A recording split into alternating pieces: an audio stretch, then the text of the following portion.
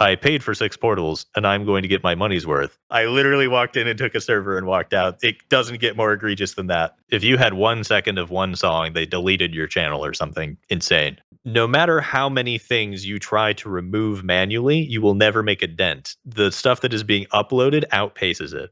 So all of these decisions have to be made on a bot algorithm level. Welcome back to Tell Us About. We are on episode 13, and we are joined today with Jousis. That's right. All of you have been pronouncing his name incorrectly this whole time, and you didn't even know it. Now, I'm sure you know who he is. He makes meme videos, he's been making some music, and he also streams on Twitch. Thank you for joining us. 13, very unlucky number. Well, you know, we can't all have lucky numbers. So, you were going to start off by telling us where your name came from. Right. So, when I was about 6 or 7 years old, it was a long time ago. My parents were trying to explain my heritage, which is a combination of Polish and Lithuanian. And so, I asked them, so my name is Joseph. What is Joseph in Lithuanian? And they tried to explain to me that it was, like Juozas, which is like Juozas. And 6, 7-year-old me could not comprehend this strange language. And so when I made a username, I tried to remember how that was spelled and how it was pronounced. And I just put in Jousis and pronounced it Jousis. And I've been using that username ever since. And it's such a weird and unique username. And yet, every platform I try to make a new account on, someone already has it. It's a made up word. Who has this username? Are they all fans of yours? No, Even because when I made my YouTube channel in like 2008, someone already had. You were a pre-legend before you even posted a video, is what you're saying. That's why my YouTube channel was OMGItsJousis, which so I took that from I played a lot of RuneScape at the time. And so what people did when there were famous players in RuneScape walking around was they would follow them and say, OMG, it's username. And Okay. so I was like, aha, people are going to say that about me one day. Do they? Do they often say this now? A couple of people, once I've told that story, will say it. So you're a little bit disappointed it didn't just organically happen yet. It hasn't happened organically yet. Well, one day we could dream. We could dream. So, how did you get into gaming? I'm trying to think of the first games that I've ever played. So, my dad very much prefers Apple to Microsoft. Like all the way back, like he was one of the people who, as a kid, was programming on like circuit boards and stuff. So, uh, he only bought Macs growing up. So I wasn't able to use a Windows machine until I used my college laptop. Oh my god. So, my first games were uh, Backyard Baseball, Age of Empires 2, Tony Hawk Pro Skater 3 and 4, and then RuneScape. I think there was Neopets in there somewhere, but I was very young. Gotcha. And so I was mostly just playing all that, and then RuneScape until I was able to go to college and get my own computer that could actually play games on it. Do you play console as well, or? So that's another thing. My very first console was the Wii in 2005. And then I didn't have another console until I was in college at the time. Got an Xbox 360 at some point. No, my brother had an Xbox 360 when I was still in high school. So I played, it was mostly Call of Duty, a few Fallout games. And so my gaming history was awful, other than I think Age of Empires was probably the best game on that list. And then college was when I ironically had more free time to play video games. And Funny how that so works out, right? when I started playing Path of Exile, I remember I clocked exactly 420 hours, and I was like, that's a good time to stop. And then I took a break until basically Abyss League. Because at the time I was like, oh, this game looks like a rabbit hole. I don't want to not be able to focus on my education while I'm playing this game. Was a terrible excuse because I was playing other games anyway. Whatever helped you But yeah, sleep at night, I suppose. I didn't start actually learning the game until about Abyss League. And now I have 4,500 hours, and that doesn't include the hours I spent reading the wiki or using Path of Building. I don't think I could see how many hours I actually have. All I know Yeah, is because that I never used the standalone at any point. I was always through Steam, so it tracked all of it. Yeah, I used the standalone, then I switched to Steam, and then I switched back to standalone. Now my I Steam think one, you can ask support. I think, well, I googled it to just wonder, and it said that they can't. There's no metric on it, so I don't know if that's You true or could- not. But that's what the internet said, and the If you internet's haven't never deleted wrong. any characters, you can go on each character and do Yeah, slash exactly. grade and then add them all together. Exactly, that's what it would be. But I've definitely deleted a bunch of characters because I've been playing it since almost like the first non-beta league, like the end of the Shrine League. But I think I have 1,600 hours on Steam, and the last time that I used the Steam client was in 2013. So you can, It's a fair few hours. yeah, and that, like I said, I played with the standalone client, then the Steam, then back to the standalone. So maybe 10,000 hours. I don't know. It's been a wild ride. I usually take my vacation from work for most leagues off for like 7 days, and then no life it, and then play like casually through the rest of the league. So I've been consuming, except for this one, of course, since I quit my job and have a little bit more time. I do something similar where I'm usually able to take the league start day off. I stream for a week, I finish my character, and then I disappear for 3 months to make the song. And then the video comes out. Well, there you go. Yeah, mine. I was like busting my butt to not only cover for my vacation, but also try to put out pre-league content.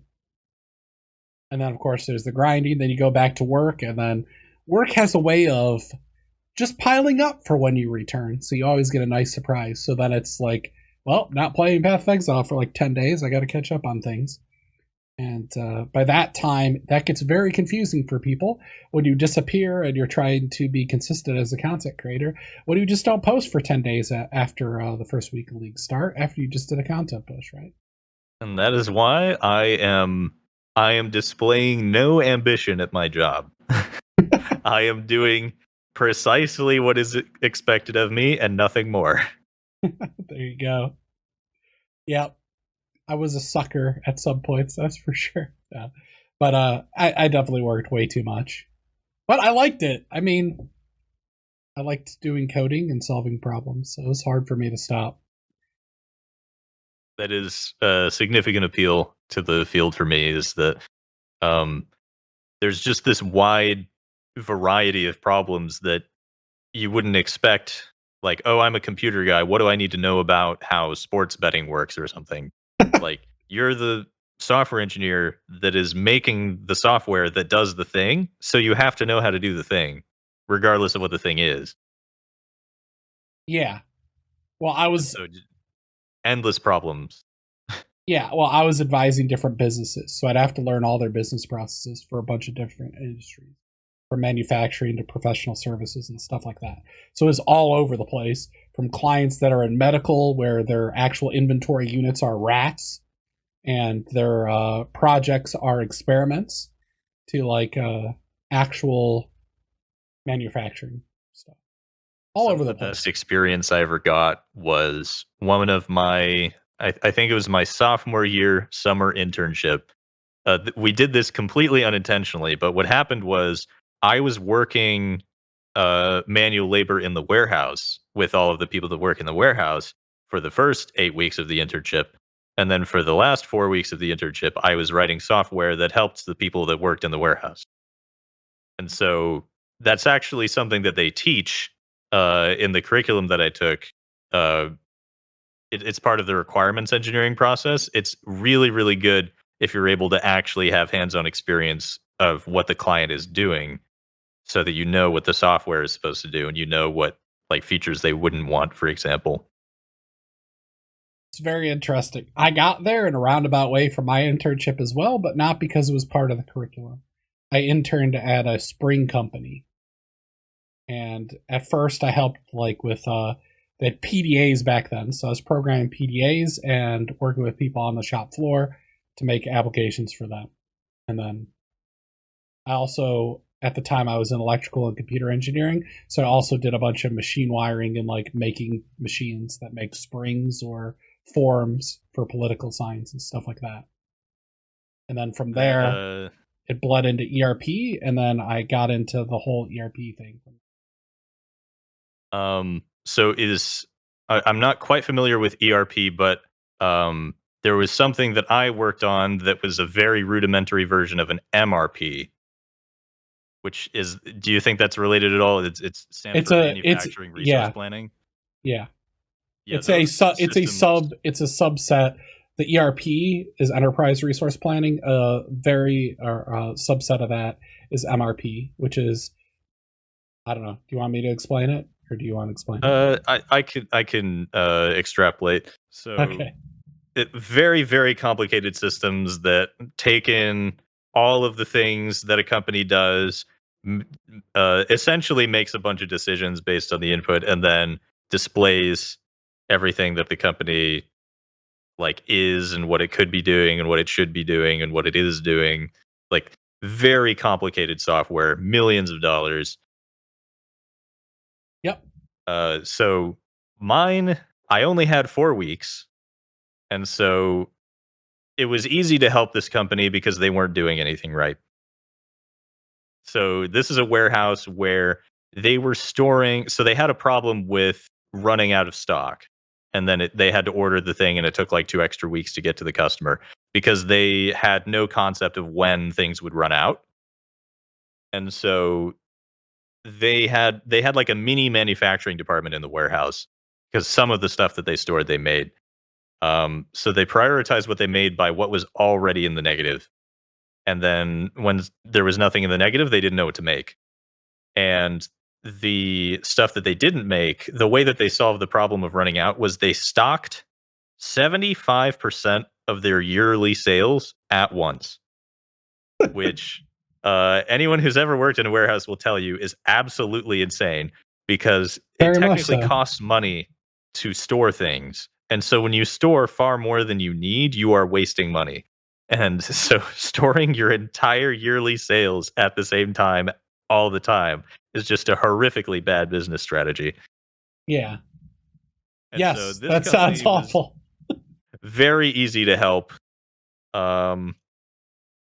Most of what I did was I took their historical sales data and I took how much stock they had and I estimated when things would run out, and then I had an ordered list. Like these are the things that will run out in this order.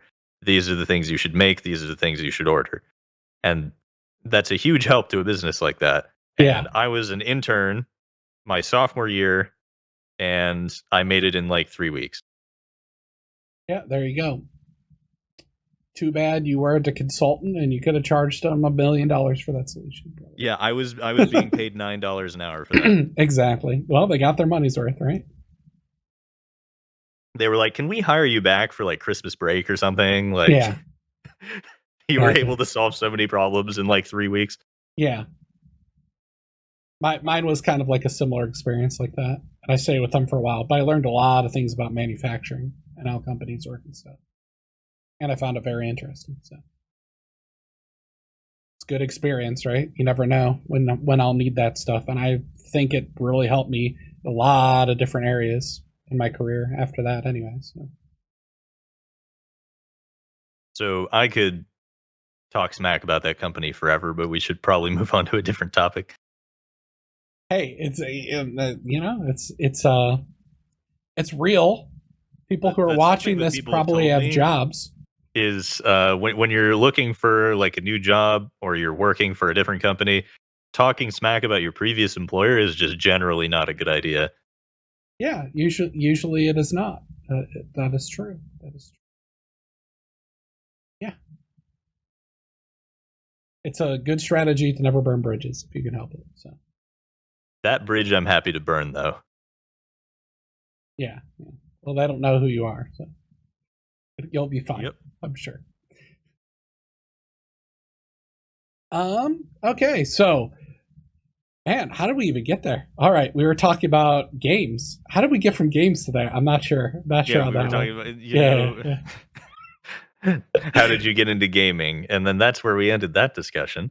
Um Oh, I remember So yeah, now. when I Yeah. was playing Path of Exile in college, blah blah blah, I was like, this is really cool. And I think the build that I had at the time was just a Flicker Strike or a Sacrifice Trickster, and it had like 50k DPS, but it was really fast Was that and it good was back really then? fun. It was not good. Oh, okay. It was like my first build that wasn't complete garbage and it was still pretty bad. But the thing was that I would have it on my laptop, and whether it be like a study session or we're meeting to do something else for fun, I would have my laptop open and I would show people, "Hey, look at my Flicker Strike build." And they don't play Path of Exile, but they see a character flickering across an entire map in 1 second. They're Uh-huh. like, "Wow, that's a interesting looking game." Yeah. Did you And induce so any seizures or anything? that was essentially what inspired me to make the first video that I made was, I made this ridiculous build and it was this visual spectacle and it sucked and it was incapable of doing content because it would crash. And then I was like, that's a really cool video concept. I'm just going to show people my build and maybe they'll laugh. And then it exploded. And I was like, oh, probably should have put more effort into it. Yep. Oh. I also happened to post it right when the actual game servers went down. And so everyone was on Reddit and they saw it and they were like, so it was you. You took down the servers. Did you actually take down the servers? No, I was Oh, not okay. playing at the time. Oh, I have okay. an Okay. alibi. You can't Okay. prove anything. Okay. Well, we'll see. We'll see. The goal isn't to ruin you. So, like I said. Hmm. So after that one, then you were hungry and decided, I need to make another one of these. Yeah, I Or was how like, did that? I had a lot of problems with that original one. I uh, didn't put as much effort into it as I could have. And then the second one, I was like, aha, I've addressed all of the problems with the previous build. And it's great because if you look at the tools that I had at the time, I was definitely doing it horribly wrong. I remember, okay, so the league where they finally changed Vol Molten Shell, it's a good thing that they did because by that time I'd figured out what I was doing and I had a 600 million DPS Vol Molten Shell build ready to go. Gotcha. And then they reworked it and I was like, "Aw." Yeah, it's interesting some things in there. You've made them patch the game a few times. I'm not sure as to the cause and effect relationship of my videos and the patches because these are definitely things that most games would patch out anyway. That was a part of what I liked so much about Path of Exile is that they hadn't patched the common sense things that are like, maybe you shouldn't be able to zero cooldown cast on crit Firestorm and then vacuum everything in the instance into it and then just crash the game server because you've created hundreds of millions of damage calculations. Yeah. Like most games will limit that to about 5 or 10 things. And Path of Exile, the limits were much, much higher than they should be. And so now that we're in, like, they've patched most of those things, I can no longer crash my own instance just by playing a normal build. Um, so I have to start being more creative, Uh-huh. which is a shame. It's like work or something, huh?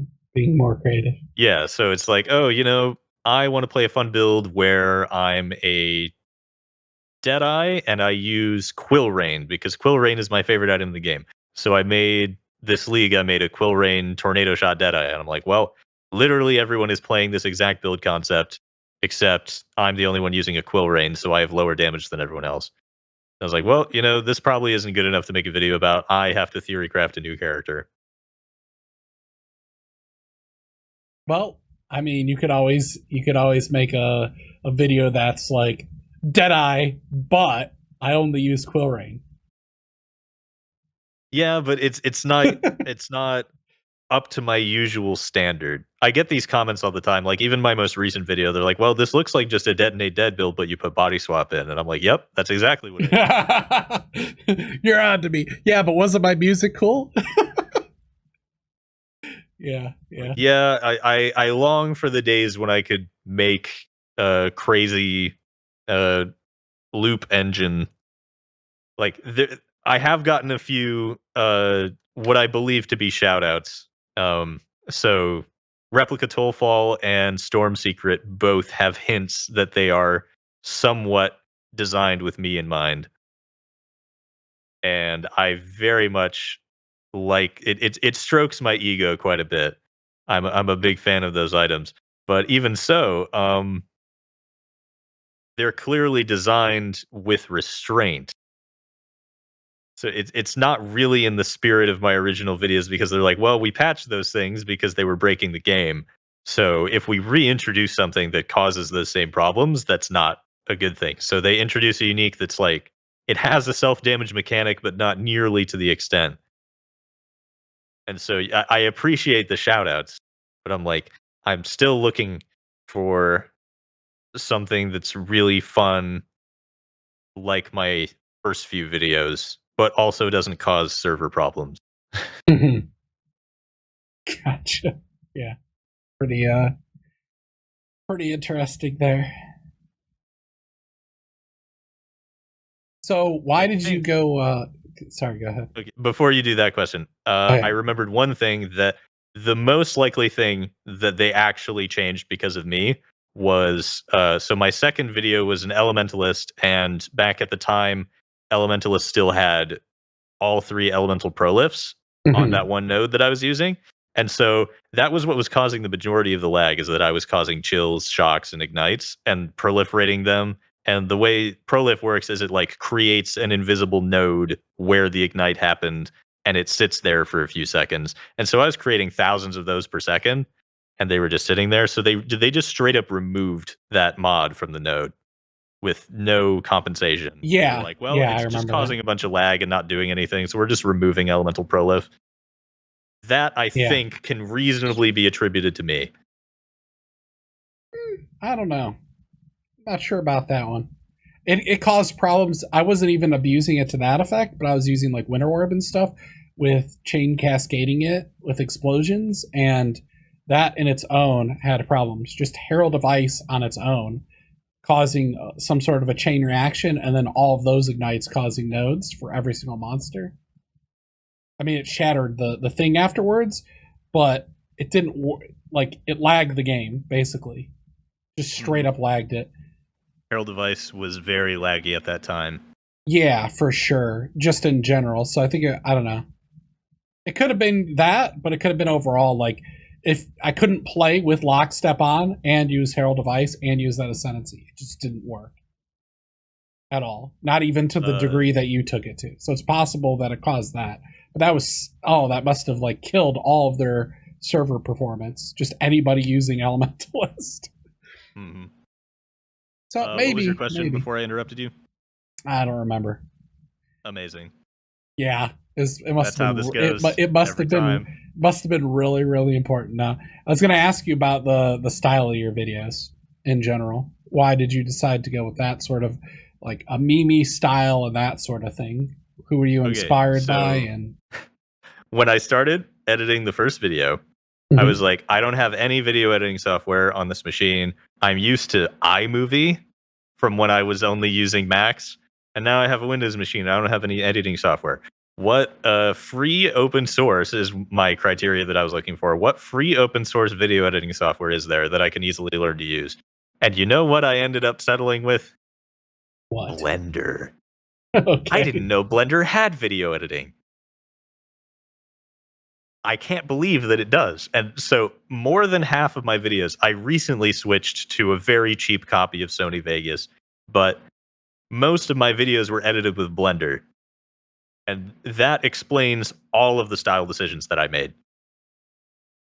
I've never used Blender, and I have no idea what Blender is. You want to tell me what that is? So essentially you have a timeline, and it, because it's for, modeling and doing essentially stop motion, Blender can do that. The video editing is explicitly in frames Okay. instead of timestamps. So even your audio tracks have to be X frames long, and your frame rate is important as well. So like if you have a 60 FPS project and you try to import a 59 FPS video file, it doesn't like it. So I had to convert all of my footage to Blender friendly footage. And then something about Blender's memory management, it does not keep the buffer of the preview when you're editing the video. It doesn't keep it in memory or something. So every single time you're going through like previewing, how would this look? It's like 1 FPS unless you watch it 500 times in a row, and then it's still like 20 FPS. And so with Blender, it made it very easy to do frame perfect, instant popping in and popping out images. So it's like this image lasts for frame perfect the amount of time that I was speaking, cut to black screen, wait for the breath of the vocal, and then pop up another image. So you can make an argument that this is very similar to how a lot of other people edited their videos, but I assure you this was out of necessity and a lack of other options more than anything else. Interesting. Yeah, I use DaVinci Resolve. And I think remember trying that, and I don't remember what my problem with that was. I remember my criteria was, when I was searching through the free software, if it's difficult for me to put in the video and 2 audio tracks and sync them together, I'm not going to use it. And so I tried Lightworks. Doing that in Lightworks is an enormous pain in the ass. I deleted Lightworks immediately and sent a bad review explaining if Windows Movie Maker is easier to use than this, just to put in audio and video and sync it together, then why would I ever use this? Was, I think, my comment. Yeah, I mean, you could drag a lot of tracks and sync them however you want in DaVinci, so I don't know if you remember what your problem with it. Yeah, it was years ago, so I don't remember what my problem with it was.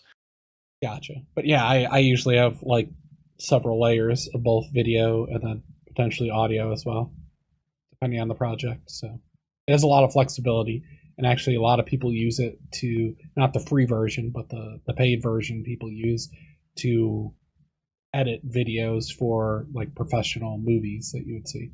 So the other thing I forgot to mention about Blender. Blender has a text function where you can show text on screen for a certain number of frames, but it has one font and it does not have an outline feature. And so all of the text that you see in all of my videos, I went into paint.net, typed it, manually outlined it, saved it as a PNG, and then put that PNG in the project. Okay. Every workarounds. It's sometimes maybe the most creative part of your project wasn't actually anything. It was how you got the things in the video, maybe, in some ways. Yeah, so now I'm using Vegas, which has those things, and the video editing goes a bit faster. Gotcha. How long does it take you to make one of your videos? By the time I'm done making the song, it's been like 2 months. I'm over it. I do the video in 2 days tops. But what does 2 days tops mean? 8 hours a day, 16 hours a day? What does that mean? I edit it until I get bored and do something else, and then I come back and edit more of it. Like, I don't set a deadline for myself. This gets done when it gets done. Gotcha. Usually I try to make the deadline, at least before the next league comes out. Most of my videos have come out the week before the next league. This last one came out like 4 or 5 weeks late. because I hadn't finished the song yet, and then a whole bunch of stuff happened, and I actually even took a week of vacation in the middle of that. And so that one's very, very late. But I was like, hey, no balance changes. I can get away with it. If there had been significant balance changes and the build was completely like gutted, I probably wouldn't have made the video. Gotcha. Yeah, gotta love the balance changes. I've hit a lot of my videos because of it, just because I know how the YouTube algorithm works, and I'm like, I don't want people clicking in older videos. I'm pretty sure every single one of my videos before this one no longer works as Yeah, shown. but mine had only educational value when I started, not also entertainment value when I first Yeah, so started. I just leave them up because they're entertaining, and then it's more like, Yeah, so you can look at one of Gouda's old videos where it's like, oh, this is why I made the shackles of the wretched, so I can self curse temp chains myself and then have the worst action speed in the entire game and leap slam for 2 minutes straight. yeah, And exactly. that's not a build guide. That's, hey, look at what my funny character does. Yeah, And so that's how I think of all my old videos. So even though you can't do any of that stuff anymore, it's the visual spectacle. yeah. And if I would have known what I was doing and really thought it through and know what I knew now, I probably would have started from that point. Hmm. But I was, a little bit naive, or more so, 2 years ago. So, but yeah, now like I probably won't hide any more of my videos because I've made them done work to make them all entertaining, or at least I like the build hid guides. a significant number of my old videos once my Path of Exile videos started getting better, but I left up the really old Minecraft ones because I thought they were really funny to go back and look at like 14-year-old me being like, so I made this, and then it like hard cuts to something else. Did you do your original ones in your 14 in Blender, or what did you use back then? What did I use back then? Probably iMovie. Okay. So like you could still play Minecraft on a Mac. Uh-huh. So, do you want to talk about your music stuff? Why Yeah, did we you can talk for decide the to? whole rest of our time here about that. Oh, well, if that's where you. Do we want to Let me talk know about when you want anything me to else before we stop. start? Yeah, educate me. I might take. Let me get my notepad out. Let me take some notes on music stuff. Do you want to talk about anything else about content creation before we start diving into your beginning of your Nothing comes music to career? mind. I'm sure Okay. I'll interject in the middle with something that I remember and then completely derail my train of thought. Hey, that's what this is about. Hmm. Yes. So So let's start. why did you decide to make music at all? Let's start at that point. Yep, let's start at the very beginning. Back in 2009, 2010 YouTube, there was copyright was extremely strict. If you had 1 second of one song, they deleted your channel or something insane. And so at the time, I was motivated purely out of spite. I was going to make my own music, and then it couldn't be copyright claimed on YouTube. And so I decided that I was going to learn to make music just for the purposes of putting in my YouTube videos. So the music was secondary to the videos. Um, and so at the time, again on a Mac, the only thing I had access to was GarageBand, and I had no idea what I was doing. I looked up no tutorials at any point, and Hitting I just made buttons. whatever I wanted. And eventually, um, when I was in college, it's like, oh, I don't have like a cool coding project to put on my resume or something. So I was like, okay, I'm gonna try to make a cool little video game. Video game went nowhere because I decided that I was going to make the soundtrack first and then make the video game around the soundtrack, which would have worked if I knew what I was doing. I have about 8 or 9 tracks, but I didn't know what mixing was. I didn't know what mastering was. I don't And know I what any only of that used, stuff is, so I hope we're gonna go into the tutorial. Give me yeah. the dummy's guide to making music So as part of let's this. take any high budget popular music, and you will notice that it is at an appropriate volume Mhm. And unless you have really bad headphones, you can hear most of the instruments. And it's not like, oh, this instrument suddenly peaks your speakers and you can't hear the rest of the song, or the entire song is too quiet or something. Those are problems you have when you don't know what you're doing. And that is so mixing is just the relative volumes of the tracks in the song. So, like, if my drums are way too loud and my bass is way too quiet, that is a mixing problem. And so when you have no idea what you're doing, um, you slap all your tracks together, and then somewhere in your project, it like all four instruments are hitting a loud note at the same time, like a drum kick and a drum snare and a bass hit and Mhm. a guitar hit and a vocal hit. They all hit at the exact same time, and that causes just this enormous peak in the And it blows waveform. people's eardrums. And so what the software does to compensate for that is it makes that the peak, and it makes the rest of the song quieter. So your entire song is like 9 decibels too quiet except for that one peak. That's what happens when you don't know what a compressor is Yeah. or what a limiter is. So that's one of the most important things that I would say in music production is to understand exactly how a compressor works. I've messed with it quite a bit, and I'm not sure that I fully understand how a compressor works, though I do have compression on my voice, and I trial and error that thing. So maybe Yep, you could be that's the one usually to what you do. inspire me. Even when you know what you're doing, you still trial and error just to see, oh, it sounds better now.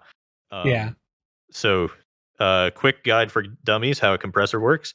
Let's say you set your threshold to -5 decibels.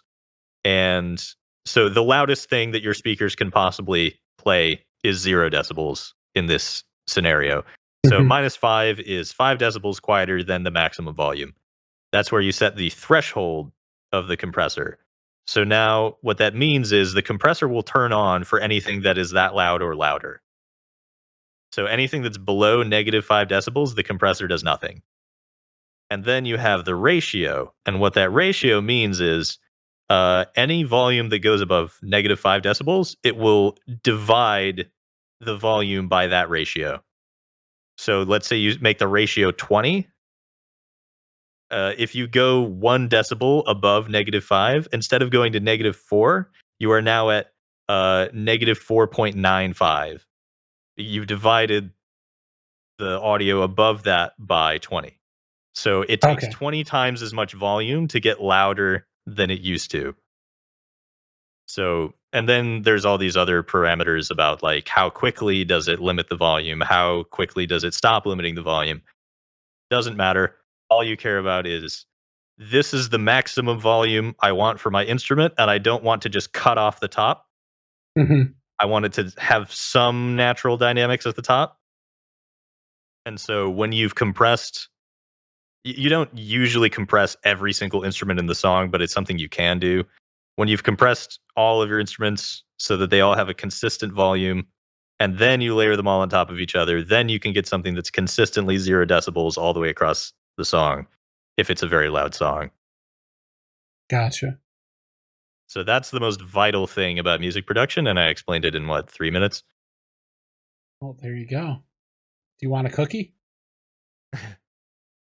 And then mastering is just taking that final product that you just made and like making sure that it is actually 0 decibels instead of. So when you mix, you usually want it to end at like -6 so that you have more room for your mastering to move things louder and quieter. So instead of just setting it, oh, amplify everything to 0, you can, when you're mixing, you're like, okay, everything ended up at -6. And now in the mastering, I amplify everything to 0, but with like an EQ on it. So EQ is So like gets lower or higher based on a frequency, right?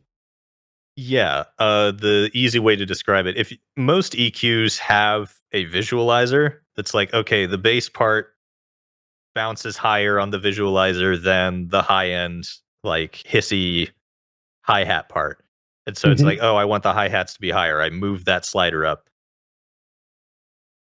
That's basically EQ. So I'm simplifying this. Usually, in very high production value music, there is a mixing engineer there is a mastering engineer. These are two separate people that their entire job is to do those things that I just described. It is certainly not easy, and everyone does it differently, and it is a black art.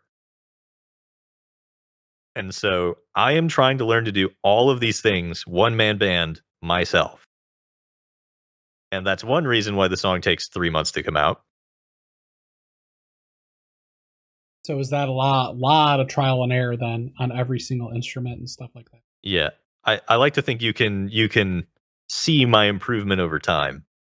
I think the very first video that I had some of my own music in was it was a bit of a joke video I made. It was a Vault Shell build, but it used Flicker Strike to stay in range.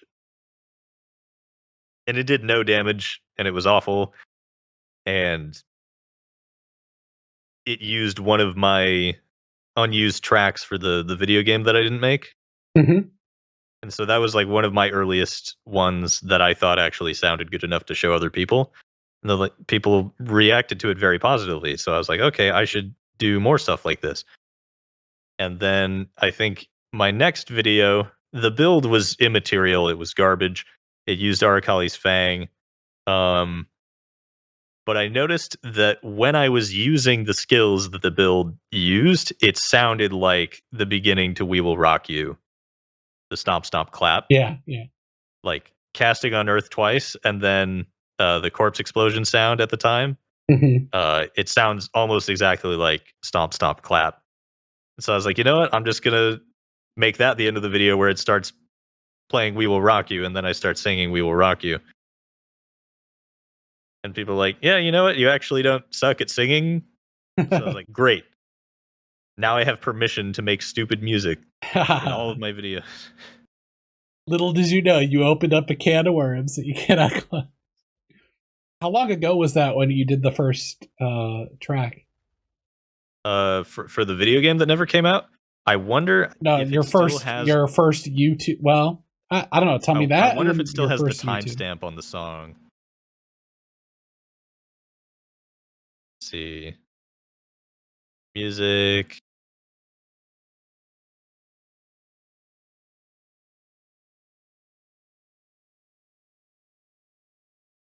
Soundtrack. I played it by accident. September 9th, 2017. No, that was a more recent one. How old is this one? Nope, that was I must have done all of those on the same day. I wonder if my SoundCloud. When did I upload it to SoundCloud? Probably after I made the video. So this would have been 2015, 2016 that I made it, I think. Okay. And when did you first put the track on the video for YouTube? Roughly 3 years ago. What does it say is the date? It just says 3 years ago on SoundCloud. It doesn't Yeah. give me a date. Okay. I can look at my YouTube channel. When did I upload that video?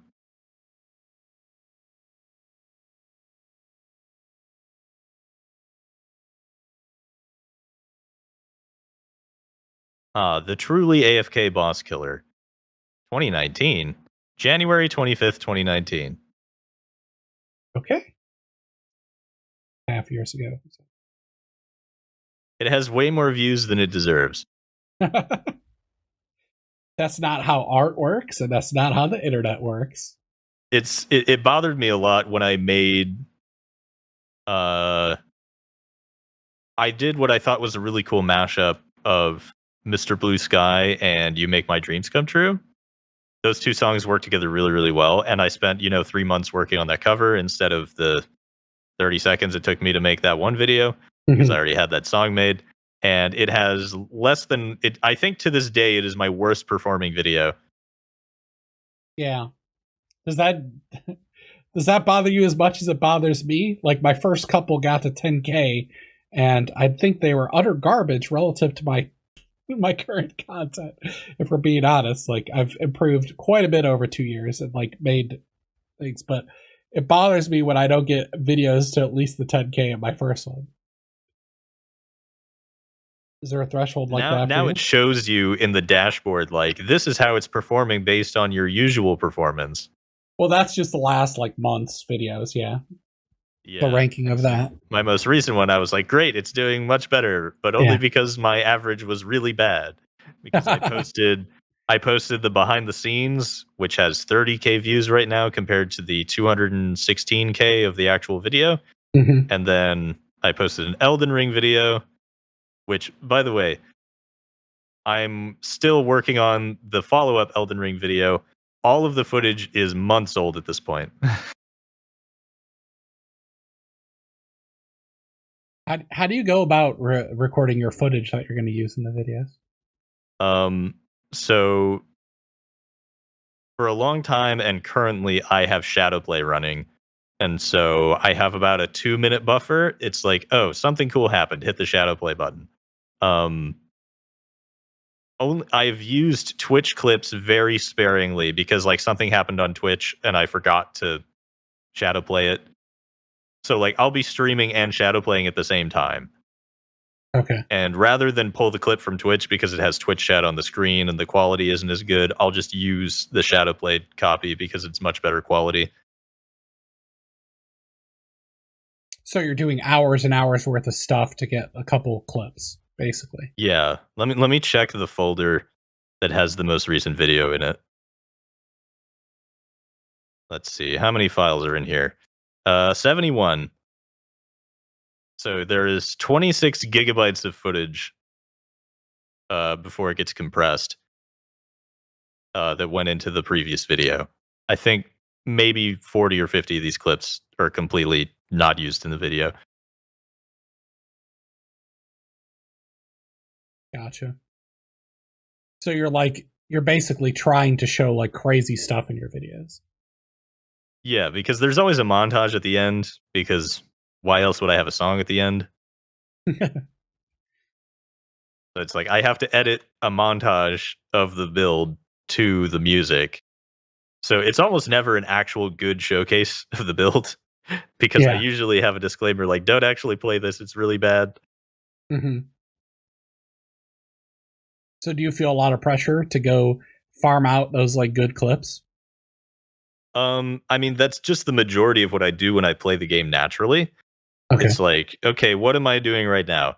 I haven't fought at Ziri yet. I'm gonna go fight at Ziri and get a clip. Like that's just how I play the Yeah. game. I don't farm maps very often. I tend to get up to the level that I need to use my gear and use my passive tree as I've outlined it, and then I just get clips.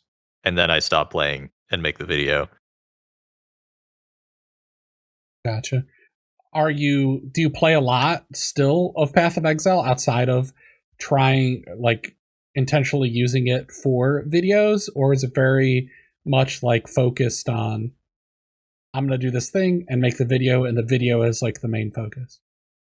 Um so my most recent character, I started streaming. I created the character on Thursday, so like 2 days ago, Hmm. and I've just I stream the character from the beginning to the end. Okay. And before that, I had a character that I streamed at League Start for a week, and then in between those, I think it's like 4 or 5 weeks, I did not play Path of Exile. Gotcha. Like so you just very simply you're playing it to make a video, kind of, and you don't really play it anymore outside of that for the most part. Yeah, I mean, I get all my enjoyment out of making the build good for the video and then making the video. Yeah. And then when I'm done with that video, I'm like, okay, what character can I make that makes a good video next? Okay. So you look at content creation the same way I do, which is completely different from 99% of the people. Yeah, most people are like, I'm going to play this game and have fun. Yeah, exactly. I want to stream 14 hours and just play Path of Exile 14 to 16 hours a day. And then I guess I kind of got to make videos. And my approach is like, so Path of Exile is just kind of like there, and it's kind of like a puzzle, and I want to make a cool build that could do everything. But I get all my enjoyment from theory crafting the build and then making the video. Not really about the game anymore. So there's a time when I It's like not the that I game. don't like the game, it's just that the game can't compete with the video I make about the game. Gotcha. I mean, I enjoyed like the first League Rush, but after that, then I'm pretty burnt out to the point where like I'd be done in a couple weeks if I didn't also make videos for If the I game. was if I was attempting to stream full time, I would play a lot more Path of Exile Mhm. because that's what I get the most views playing. Yeah, but not because you're But like really, really enjoying the game to the level that other people are. because I have the 9 to 5, and that's where I actually make the money that I need to survive, Mhm. um, I try not to. Uh, I'm trying to avoid burnout, like very proactively. I'm nowhere near burnout, but I'm conscious of the fact that there could be burnout if I stream Path of Exile every night for 2 months and also work a job. So I do what I enjoy, and if I stop enjoying it as much, I stop doing it. Gotcha. It's a way to avoid stress, and that was why the most recent video was actually super late. A lot of it was due to stress because at some point, it was the end of the school year for my sister. I live with my sister, and my sister had final exams, and Mhm. I really wanted to help study. And so for 2 weeks, it was studying for exams and making sure all the classes got passed. And so I was like, do I try to make my video at the same time? And there was too much stress from the studying. I couldn't focus on the video. I was like, I have to focus on one or the other. I am absolutely focusing on making sure that my sister passes college instead of making the video Mhm. because those two things are not equivalent. But Path of Exile and videos are life, man. What are you doing here? I actually put a number on it at some point. I was like, how much money would collectively our family lose from failing a semester Mhm. versus how much money would I make for making this video? It's not even close. Yeah, yeah. I unfortunately blew way past the burnout point, and I'm still, I guess, somewhat recovering from it. So, like, I go through cycles where I get all my thing back, and then I go back into burnout. And it's like hard. It's one of those things that, yeah, I don't know what to do at that point. I pushed myself so hard for so many years. Yeah, so with Path of Exile, I'm just proactively avoiding stress. I don't force myself to play the game. Hmm.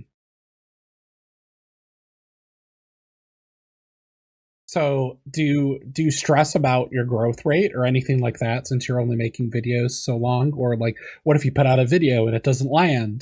Do you worry about that? Um, being what I would consider to be successful as a content creator is a distant concern. It's like, oh, it'll happen someday, and I don't really have a plan.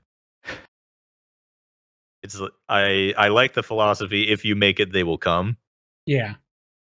It's like I'm just going to focus on doing what I do and getting better at it, and eventually I'll create something that's good enough that it'll just naturally draw in an audience. So all of my videos, there's no advertising. There's no, hey, you should check out my other videos, like and subscribe. I say, salutations, exile. Here's the video. And then just so people are aware that I stream, I have 10 frames of an image that shows a Twitch link and a Discord link. And it, Hmm. like, boom, it's gone. That's my end card. Gotcha. Well, some people have the other strategy of like you put it out there and they'll come, but I think the you hinted on the second part, and that's where I disagree with some people. And the second part is very important. That not only are you building and they will come, but you're also seeking to improve your content to get to that threshold. There's a lot of people who have that philosophy but don't actually try to improve their content at all. And they're stuck at the one level that is never going to result in growth. Do you agree with that or Yeah. So success in this scenario involves actually good quality and marketing. And so uh, I'm just relying on Reddit for marketing. I post my video on Reddit, it gets Reddit views. That's as far as I go. That's the only reason that my videos ever got any views in the first place is because I put them on Reddit. Mhm. And to an extent, you're not supposed to do that. It's like a self-advertising thing. But Yeah. my videos come out once every 3 months instead of once every day, so I can get away with it. And you've been around for so long, and it lets I you mean, I slide, you started know? at some point. I was just like, "Oh, hey, this is my first post on the Path of Exile Reddit, and here's a video that I made. Maybe Mhm. people will like it." 3,000 upvotes. Okay, I'm gonna make a second one a few months later. 4,000 upvotes. I'm like, okay, I'm just gonna keep doing this if that's okay with you. Yeah. Do you ever look at your YouTube analytics at all? Not to a great extent. Like, I'm interested by them. I like seeing number go up. I like seeing cool bar graph, but I don't analyze them. Yeah, I was just curious, like how much of yours are from getting recommended in the search, and how much of Right. it comes from the external. The last time I checked, which I think, to be fair, was years ago, something like 80% of my views came from Reddit. Yeah, there's no way nowadays, right? Is that subreddit I mean, really that now I big that actually it have could be? subscribers and Yeah, but recommendations. a lot of it doesn't actually come from subscribers, or at least for mine. Yeah, very few are from subscribers. A small amount is also just from like finding it in like the Yeah. sidebar. Yeah, which you have to perform a certain way in order to do that, but the YouTube algorithm is probably much stronger at this point, I would guess. All right, let's look at the analytics for the most recent video. Audience. Oh yeah, you know how people say, "Oh, it turns out 70% of you are not subscribed." Um, I was going to put this at the beginning of one of my videos, but I decided in the vein of not saying please like and subscribe. Like I hated all of those YouTube specific things that are like and Yeah. subscribe to my channel. So The thing is, they even as a work joke, because I removed them and then I put them back in, and I got a huge difference. yeah, I know they work, Yeah, which is why they exist, but I hate exactly. them. I hate It them too. reduces my enjoyment of the video, and for me, the video being good is paramount Mhm. above all other concerns. And so what I was going to do as a joke was one of these videos at some point had 69% not subscribed. Gotcha. Nice. And so I was like, according to this graph, nice. And then just go on with the video. Yeah, yeah, But I was like, nah, it's too similar to something I hate. yeah. Gotcha. Yeah, my current is I think 86% is not subscribed and 14% is. Yeah, okay. It's like, So yikes. 36.3% of the people on my most recent video were subscribed. 99.4% male, 63% 25 to 34 years old. Well, not that one. I'm 22. wondering the breakdown of how they got there, but you can keep reading. Yeah, I don't think it shows it anymore. Yeah, it does. It's like browse features and stuff like that. Is it like see more somewhere? There's different tabs on the analytics at the Yes. top. One of them's Somewhere I'll find it. audience. It's the audience tab. 22% of people are from the US. Uh 0% of people use non-English subtitles apparently. Nice. Wait, there's an unaccounted for 3%, and I don't know where it comes from. What is my channel about? This only adds up to 97%. I don't understand. Yeah, there's a little bit Uh, in there. I Graphic source. Of the 150,000 views that it tracks in this, 120,000 of them were from browse features. So homepage, subscription feed, and other browsing features make up 80% of the views. yeah, that's what I'm saying. So External, it's not. Yeah. external is 10,000. So 6.5% was from Reddit. Or Gotcha. if you also add direct or unknown, that would be another 7,000. So a little over 10% probably from Reddit. Yeah, yeah, for sure. And then 3% from search.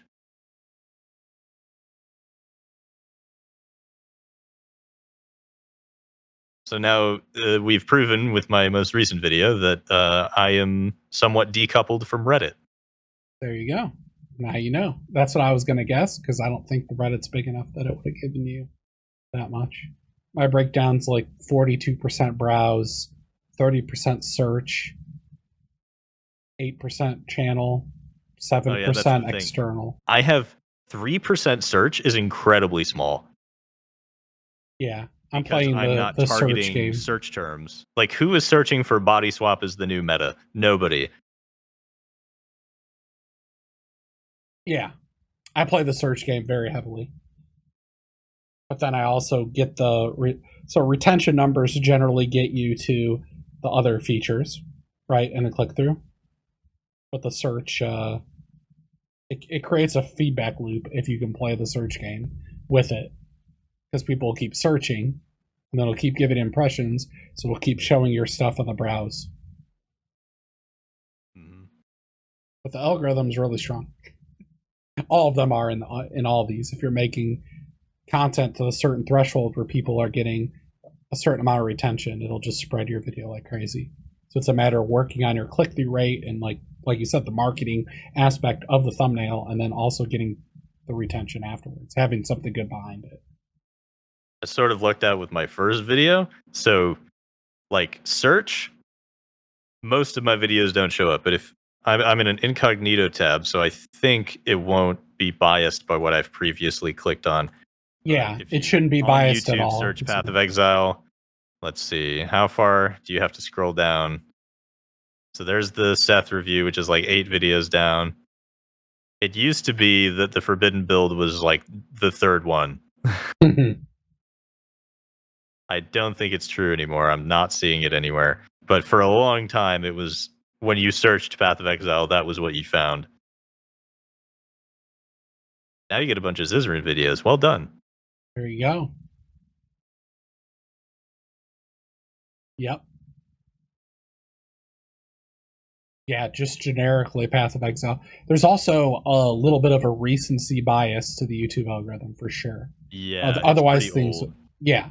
So that helps for sure, which is why yours probably isn't there. So it's a combination of performance, click through, all that stuff. Yeah. And Seth's is still getting more views than mine. He's up to 3 million. Mine's somewhere in the 1 million range. So his is more popular. He keeps gaining more subscribers with his more recent videos, so I think this gets promoted way more than mine. They used to be right next to each other on the search results. Gotcha.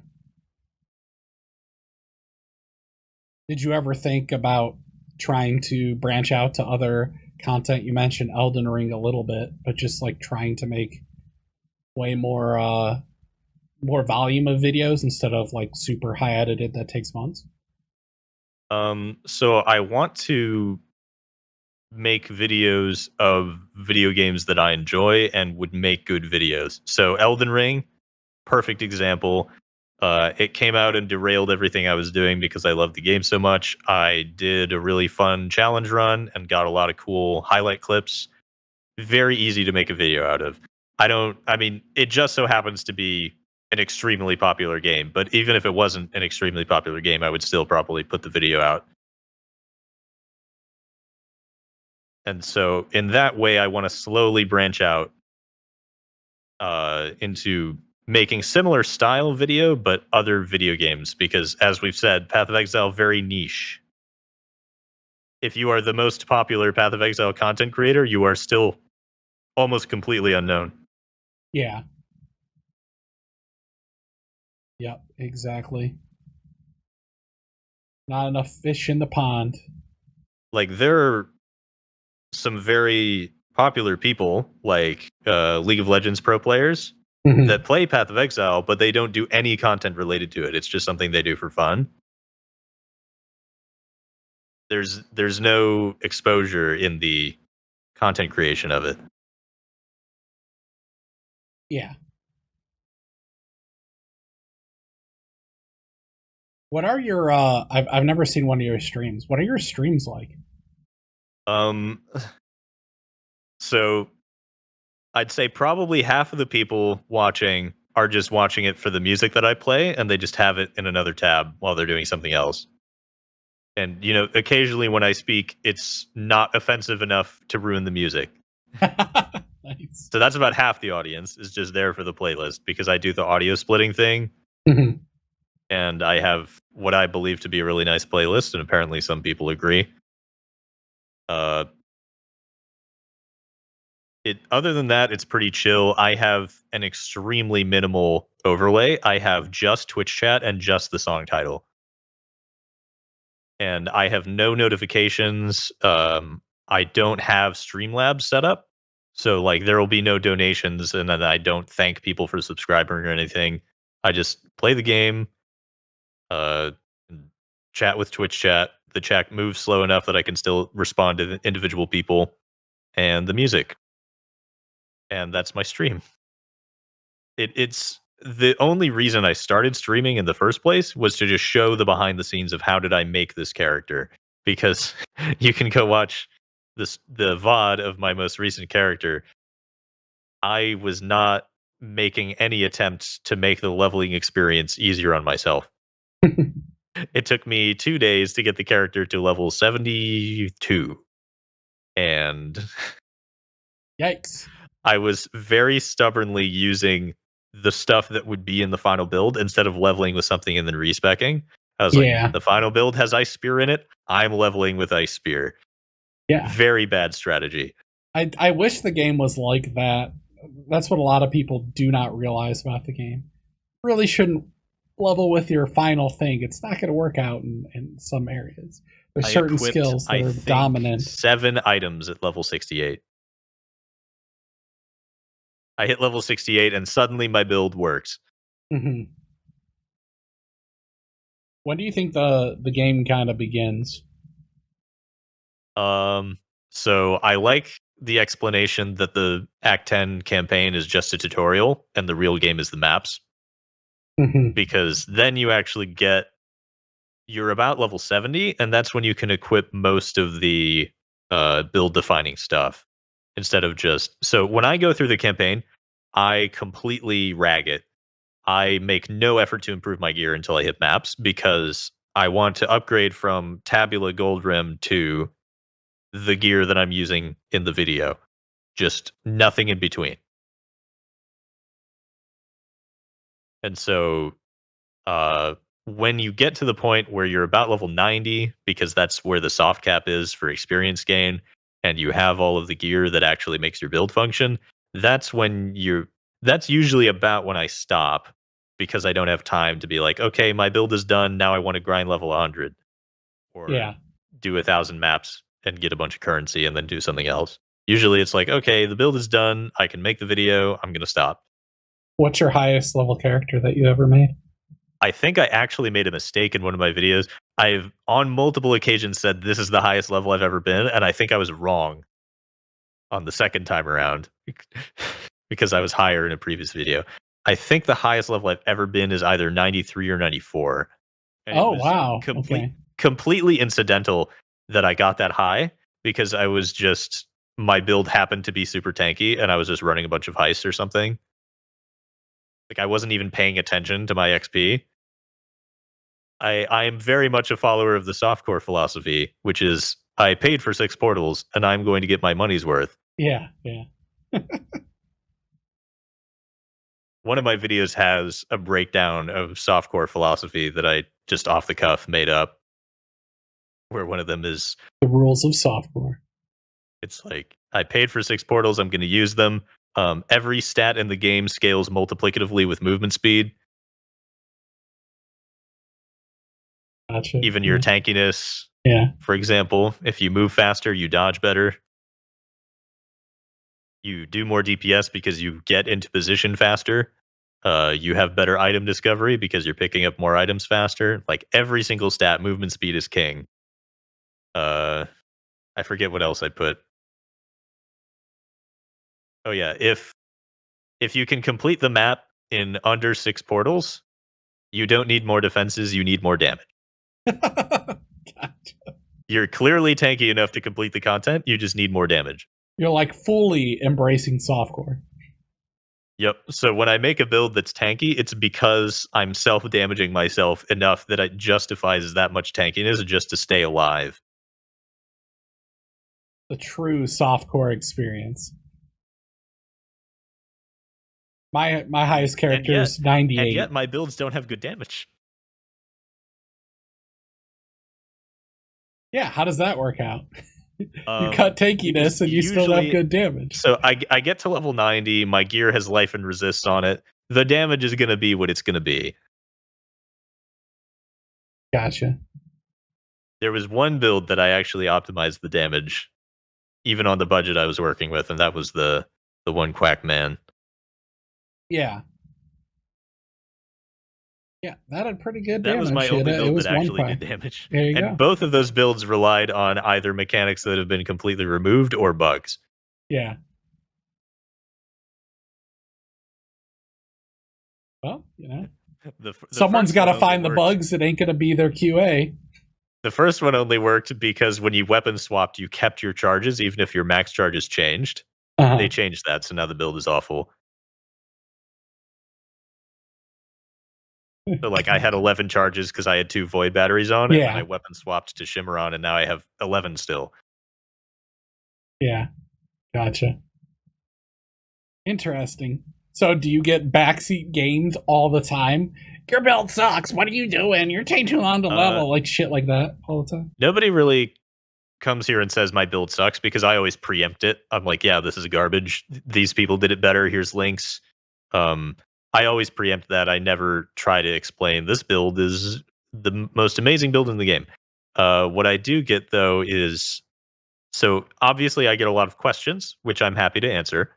I also get a lot of suggestions, and very occasionally I have actually forgotten about something. But vast majority of the time, it's 20 people join the stream, suggest something, and then leave. And so they don't see the person 5 minutes ago that suggested the same thing. Yeah. And then I just end up explaining 20 times in a row, no, Mage Blood would not work on my build because I'm using Flagellant and Pathfinder. So I need to actually be drinking the flasks instead of having a Mage Blood, having them on all the time. Mm-hmm. That's my current character. So people are like, could you change this build to work with Mage Blood? And I'm like, no, Mage Blood is a direct downgrade from an empty belt slot on this build. I would literally rather have no belt than a Mage Blood on this build. It actively prevents the build from working. And so that's always a fun bit of entertainment on the stream when I can rant about exactly how wrong someone was with their suggestion.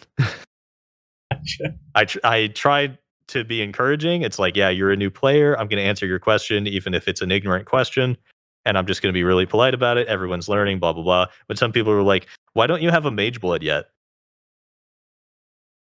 And I'm like, well, this build's budget is about 2 exalts. At the time, Mage Blood was something like 300 exalts.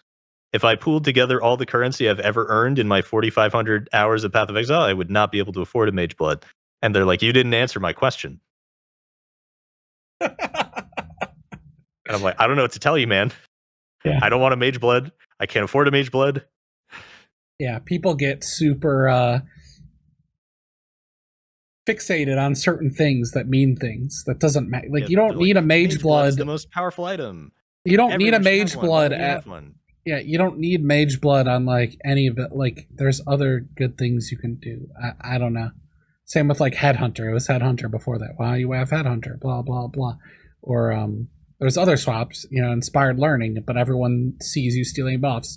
They don't know that that exists, so then they say that you're using Headhunter. It's like, I'm not using Headhunter. I don't know. It's it drives me nuts when people are super smug and also simultaneously very ignorant.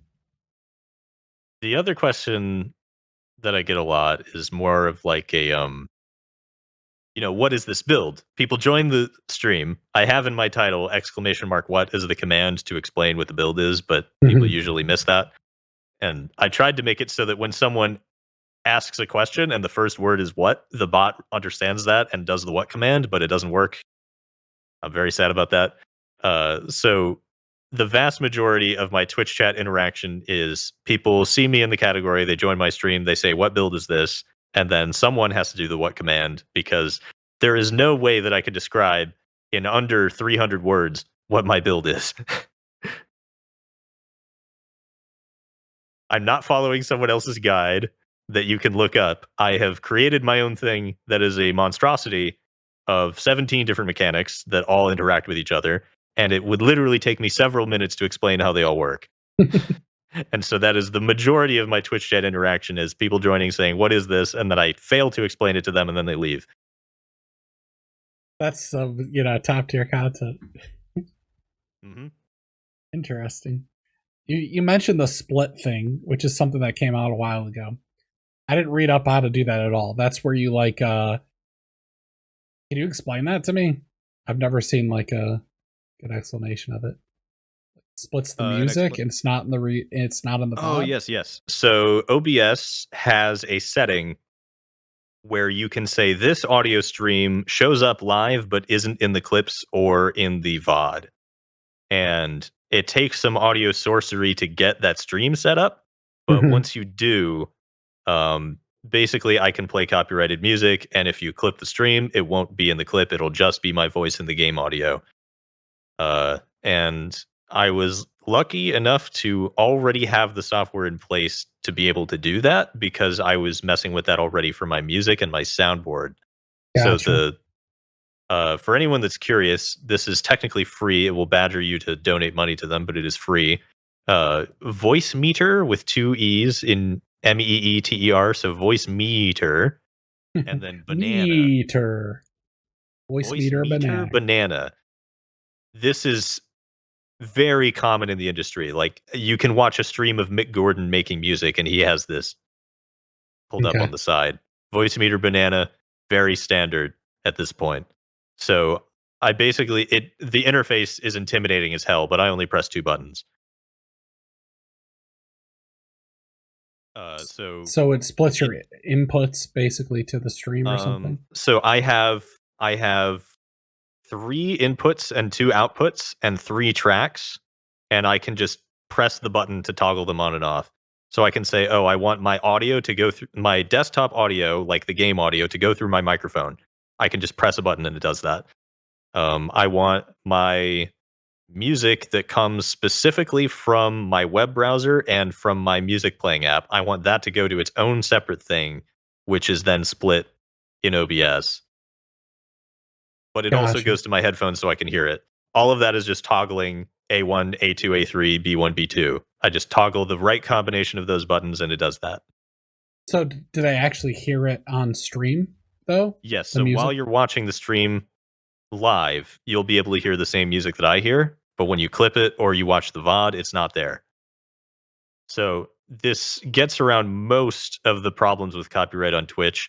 If I was a very big streamer with 10,000 concurrent viewers, there would be a problem with playing music live. But because I have such a small audience, they don't really care very much. And the fact Mhm. that this is an officially endorsed feature for Twitch means that they would probably go for Twitch first instead of just me. Yeah, very interesting. Because that's one of the things that I don't like about streaming. I don't always want to listen to just free non-copyright stuff. And Yeah, so this playlist that I play on stream is every song that I've ever liked since I think 2002 or something, and then I just put them all in this playlist and I remove the things that were a completely different vibe, but it's still very eclectic. Like I have it on shuffle just to give people whiplash. Like it'll play a really heavy System of a Down song and then switch to like I don't know, Adele. gotcha. Like that's how the shuffle goes here. Yeah, yeah. Interesting. How much do you worry about copyright in general? Well, Even my with like initial your motivation, as I explained, was avoid copyright on YouTube.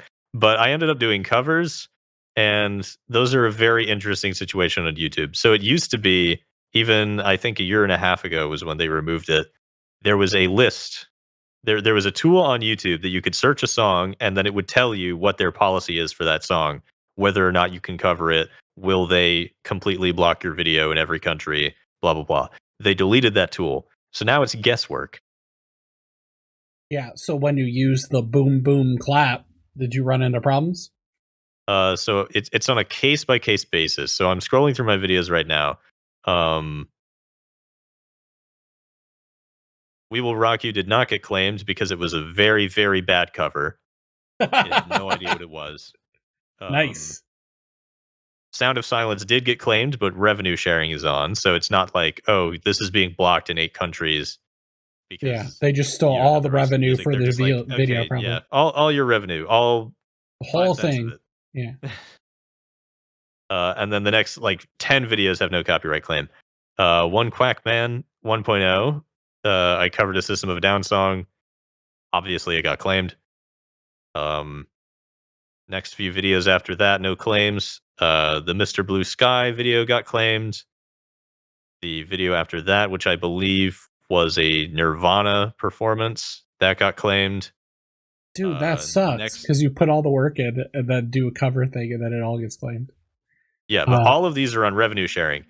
2.0 is One Quackman 2.0 was a very interesting situation. So that was the first time that I actually got what I consider to be good at doing a cover of a song. Mm-hmm. I spent way more effort on this cover than on anything else previously. I literally spent 3 weeks making sure that the drum track was 1-to-1 an exact copy of the original recording, timing wise, and I Mm-hmm. tried to get as close as possible with the sound. So it's a really, really close to the original cover. It's so close that the bot thought that it was a live performance by the band, and it is ineligible for monetization. And so I can't submit a dispute that says this isn't a live performance by the band, it is just a cover, because that's not a valid copyright dispute. It is definitely the song that they identified it as. They just identified it as I ripped it from being at a concert instead of I created it as a cover from scratch. So, it's ineligible for monetization. I can't do anything about it. I'm not too broken up about it. I don't depend on any money that I get from the content creation at all. Yeah. Because I always wonder that. A lot of people who do these things, I go, are they getting claimed all the time? Are they getting all their revenue? Like, how are they making money? And probably through, go ahead if you know this answer, Allison. Well, I don't know about them, but what I've been doing more recently, my latest video, I cover a really good song by an indie band instead of a very popular band, because the indie band goes onto my video and comments, "We love this," and then they don't copyright claim it. Yeah, but if they ever sign from a record company, they're going to go claim you. Yep, but I think they are signed, but they're Okay. just not like militant about the copyright. Yeah, I find that whole. So here's the situation I'm in. I use the song called Chill Low. Do you know that one? It's pretty popular. Probably not. Okay. So I use that as the background for a lot of it. It was a free to use song. Now the person did not aggressively pursue maintaining that it's a free to use song. So what would happen is a lot of places would rip that song, upload it, and then try to steal everyone's revenue.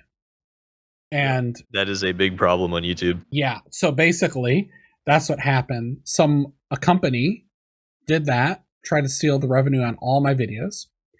And then I contacted YouTube and was like, what the heck? And that person filed a strike, so that got taken down. So then all my strikes got removed. Well, it wasn't a YouTube strike, it was rev share where they're trying to steal the revenue thing. So then 2 months go by and a different company tries to do it. Okay, so that one gets resolved. Then 4 months later, that same company does the exact same song and strikes all my videos again, trying to steal the revenue. I don't know why, because YouTube has this, it's all like gray areas, right? YouTube is trying to just not lose their rights and comply with the law so that they don't give a crap. You know what I mean?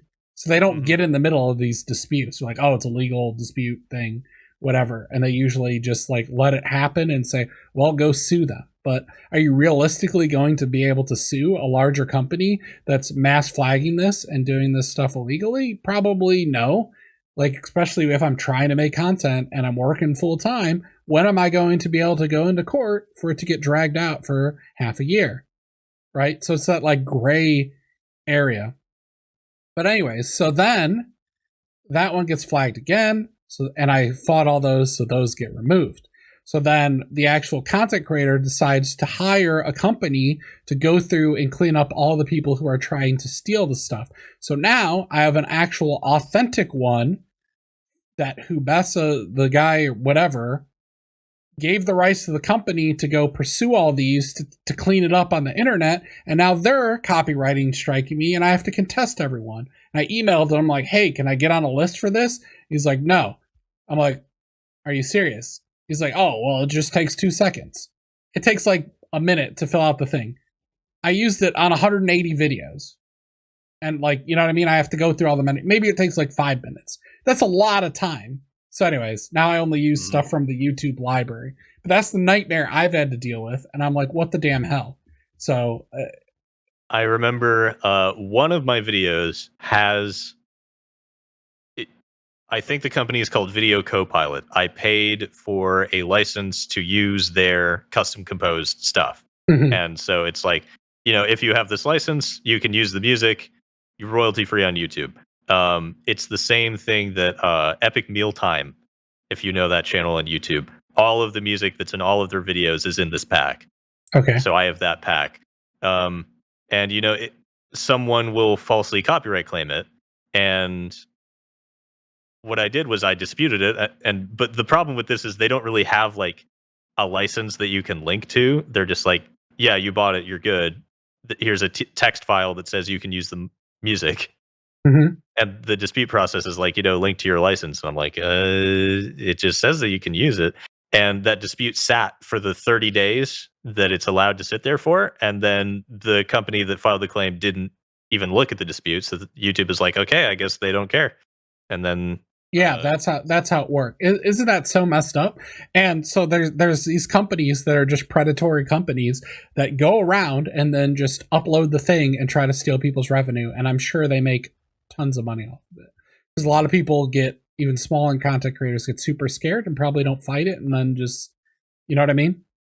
Yeah, so it would be great if there was some sort of interface on YouTube where you could say, this is my music. I made this. I am allowing people to use it royalty free. So if anyone else tries to claim it, they can't because I'm the rights owner. It would be really hard to set up that system, but it would be really nice if we had something like that. Yeah.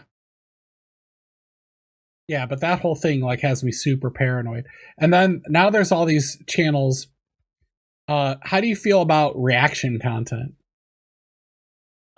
So I can defend it to an extent. So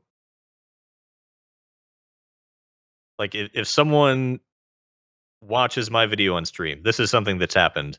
So like I have my video on YouTube and then someone records themselves watching my video and reacting to it. From my perspective, that's totally fine because I get a bunch of free exposure and it's not like they've stolen my view. They've stolen my monetization. It's something that I wouldn't have had otherwise. And it's helping me reach a larger audience. But there, there is a such thing as going too far. When someone like watches my video and their reaction is literally just a face cam in the bottom right corner and they're silent for the entire and they're video, eating and then, food through your whole content and they people upload that to their own channel, then it becomes a problem. Yeah. And there's actually there is a system on YouTube for detecting that, and it says, oh, these 5 people used your video in their video. Would you like us to remove their video? It's pretty decent about it, but I feel like if you put enough of an overlay over it, it wouldn't be able to detect it. Yeah, or the sound or whatever. Yeah. But yeah, so there's clearly a system in place for this if it becomes a problem. There are ways to do it correctly that don't cause a problem. So a very popular channel that just started, I think about a year ago, was the Uncle Roger YouTube channel, who he basically just reacts to things, but the reaction is the majority of the content. It's Yeah. not like he's just sitting there saying, "Oh, that's bad. Oh, that's good." He is editing it professionally. He is a comedian professionally. All of the content that is entertaining in the video actually comes from him instead of the footage that he's watching. The footage is just the prompt for him to do basically improv comedy. That Mhm. kind of reaction, I'm 100% in support of. It should be fair use to have the video on the screen, but there's definitely ways to abuse it. So that there's also other things in there. There's the channels that do like entire movie recaps, which use actual footage of the movies, and then they tell the plot. And then there's also a bunch of things that like comment on Marvel stuff, and then they use all the footage from the movies from the Marvel stuff. And I'm wondering how those could possibly exist. You know what I mean? Yeah, movie footage, literally like from the movie theater on the YouTube video.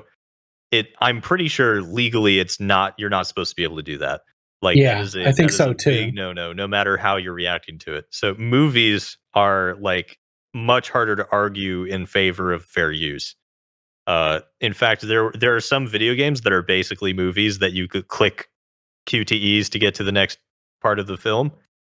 There are video games like that, and so they tried to pursue legal action against Let's Players because they show the entire game Mhm. when it's basically a movie.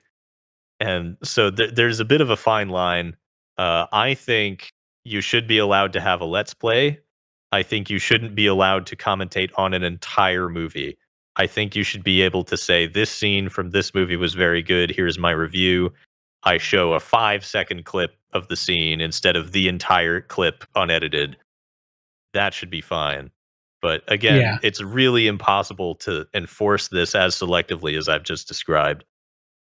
Yeah, in general, and I don't know if it doesn't get a flag, but like what I'm talking about is like there's several that right now that they do either Star Wars commentary, Marvel commentary, and they're using all the clips from all the new movies. Some of them are which are in theaters right now, or like the Star Wars stuff from the Kenobi series. They're using the background footage from the episode that aired that week in the background and talking over it and using that. Now they have 4 million plus subs. So like first of all, it's kind of like in my opinion, takes away the spirit of YouTube, which is supposed to be you're making your own stuff. You're kind of like using the high production value that no one can compete with in the background as a backdrop, and not apparently don't have consequences for it. I don't know if it's because they don't have good video detection too yet, and maybe just sound detection. And I'm wondering at some point if those channels are going to just full on get taken down or not. So I have an argument in favor of those channels. It Okay. depends on how they're doing their videos, but um, the understanding is that if you're on that channel watching that video, you have already seen the episode through other means. So it's like They're not I always understand clicking on the episode. it They'll is have they might have a different topic, and then they're showing Obi-Wan Kenobi. You know what I mean? Obi-Wan footage in the background, and it's a different Star Wars topic too, though. okay. So That's there yeah, is an argument for if it is even related to what's going on. Like I'm not just going to have yeah, oh, we're having this conversation right now, and instead of your face cam and my little icon, we're just gonna have movie footage going. yeah. Like Basically, is that's what it is. probably not okay. They're reading a script and stuff, but they're yeah, To have the footage, you have to actually be reacting to it. It has to be relevant to what you're saying. they're Like not. They're just talking about Star Wars in general and what's probably up and coming, and then they have all just the footage in the background, kind of. So they're not. uh It's not even reaction. so the reasoning for having the most recent footage is obviously because it's like there is a pressure to be the first past the post, Yeah, the first person to report on something.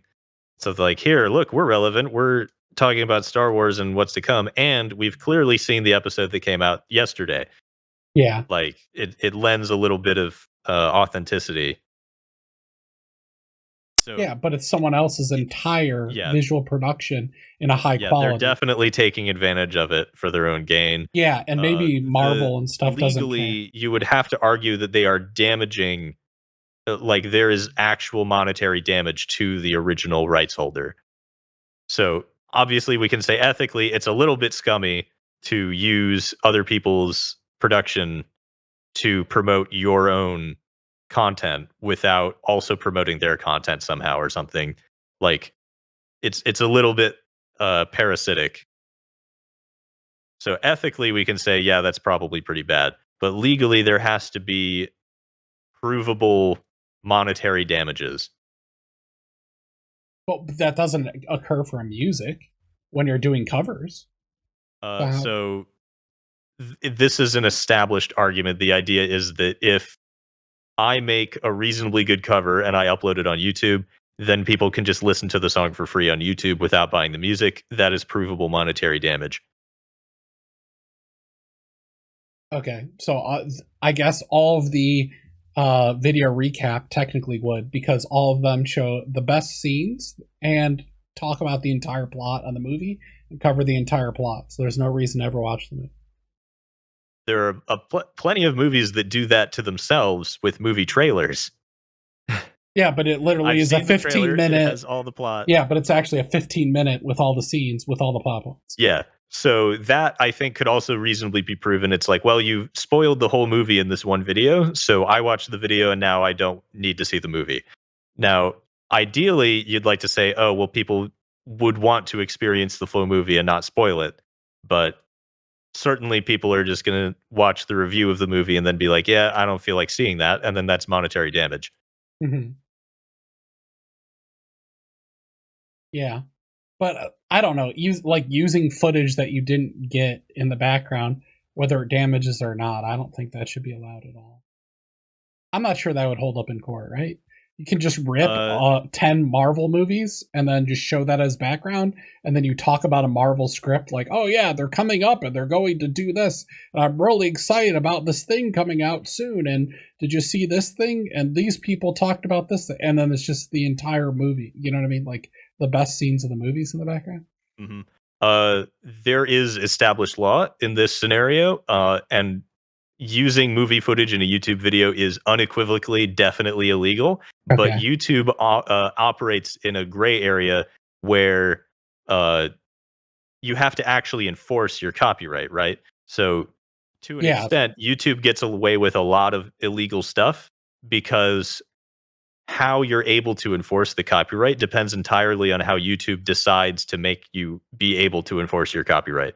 So, for example, the shared monetization feature for all the videos that have copyright claims for me, that is based on a real law where if I if I make a cover of a song, the rights owner is owed a certain percentage of however much I make off of it. And so this just does that automatically. It identifies, oh, you made a cover of this song. Legally, they're owed, I don't know, 20%. It's probably higher than that. And then it does it for you automatically. That way they avoid YouTube being sued for the content that it hosts. There are other things that are similar to that that are illegal outside of YouTube, but YouTube gets away with it because of the way that they handle it. Like they settle out of court essentially with the copyright owners. Gotcha. But if someone saw the thing and wanted to flag and then sued YouTube, if then there would someone be a wanted problem. to sue the YouTube channel that has all this footage on it, I mean, they'd probably just issue DMCA takedowns, which is much less serious than actually trying to take someone to court. But legally, they have a lot of ground to stand on. Currently, they're not able to sue YouTube as a whole and say you need to remove all these videos. Instead, the precedent is you submit a DMCA takedown, which then they would have to honor. Yeah, or the person has to fight it in court, and then you go to court. Yeah, or they can fight it, but if you're using someone else's movie footage, you cannot fight that DMCA claim. Oh, there's no way at 4 million subs that very obviously fair use. There's no way Disney and there's no way Disney doesn't know these channels exist. Maybe they're just okay with it because it's giving them so much free marketing, and then they just don't act on it. That's what I'm thinking. I forgot to say I'm not a lawyer, and this is not legal advice. Yeah, this is not legal advice, guys. This is not I'm gonna have to preempt this one. There are lawyers that specialize exactly in what I was just talking about. Yeah. I was just wondering on the take there, because I'm like, how could this be allowed? My thought process was Disney must know it exists, did the calculus, decided not to pursue it. Yeah, that's usually the case. And decided that it's so much publicity because the channel's getting so much views. But, I mean, the problem is that that's going to get recommended because it has all the other footage in the background that other people can't compete with for A-roll to a certain extent, above someone else doing their own A-roll that doesn't do that, or someone just talking and so where it talking with really unfortunate is where another smaller channel tries to do the same thing and they don't have the strength to fight the takedown notice. Exactly. So they just get taken down. So then just the big really ones. Bad. Yeah, then it's just the big ones are getting that. But also the same with the React content, right?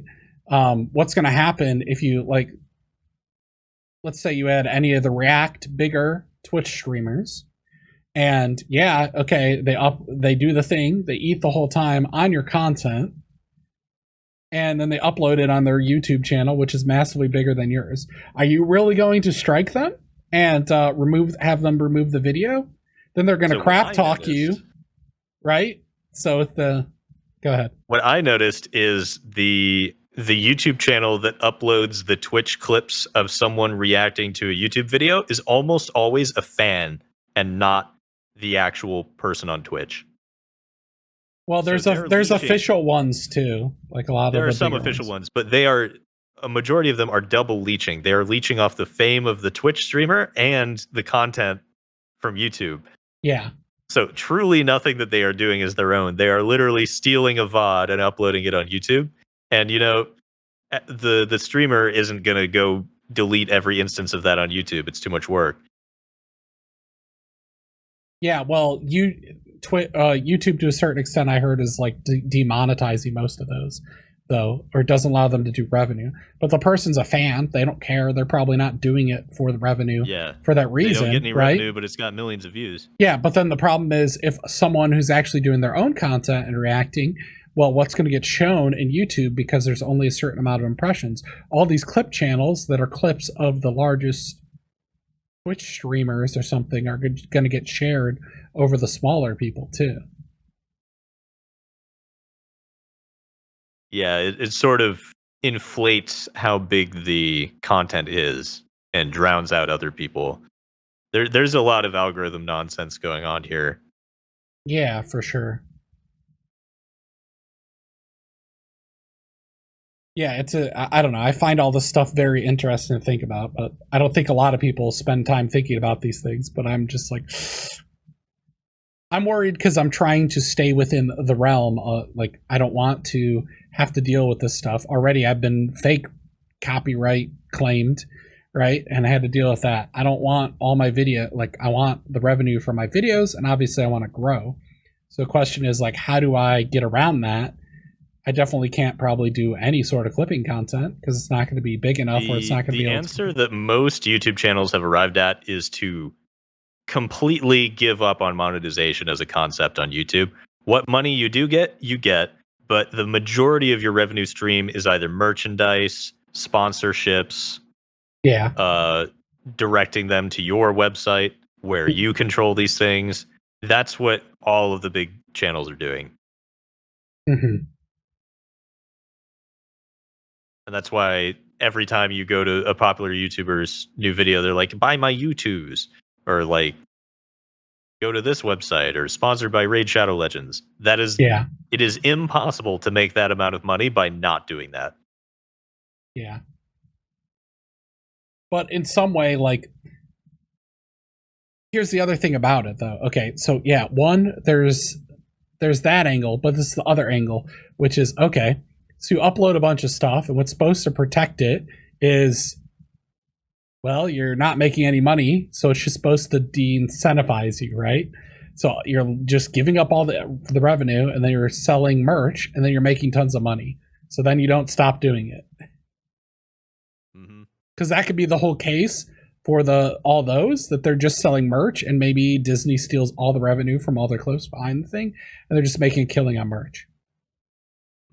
But that there is an argument in favor of that because the merch that they're making has to be their own.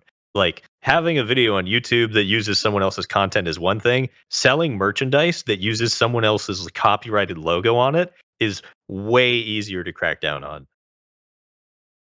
Yeah, but the whole point is you didn't follow the rules on YouTube to get the following to then be able to sell merch. And normally, if you had to live, you would have to make money. So if you couldn't sell the merch on top of that thing, then you would not be able to probably do it. But since you're able to circumvent that, then you're able to achieving clout through less than savory means is a huge problem, not just on YouTube, but in all facets of life. Yeah. This is a problem that exists everywhere. I'm not sure if there's a good way to get rid of it on YouTube. Yeah, I don't know either what the solution is. It's just things I've observed, and I'm like, there's no way that's going to hold up in court. I don't believe it. And it's like, the entire thing is gray. Hold up in court. What would happen is they would issue a DMCA takedown, and then the channel would have to take down the video. It's just whenever someone cares enough to make that stop happening, they can make it stop happening. Yeah. But there's also the strike, not the DMCA takedown, right? So you could lose your channel entirely. Yeah, if they do it 3 times, the channel's done. Unless they somehow successfully appeal any of those. Yeah. It's one of those things that, like, you can't get a clear answer on it, even from YouTube, because YouTube doesn't know, and they're just trying to comply, and it's all like gray. You know what I mean? The first answer that any lawyer will give you about, can I do this? Is this legal? The answer is always, it depends. Yeah.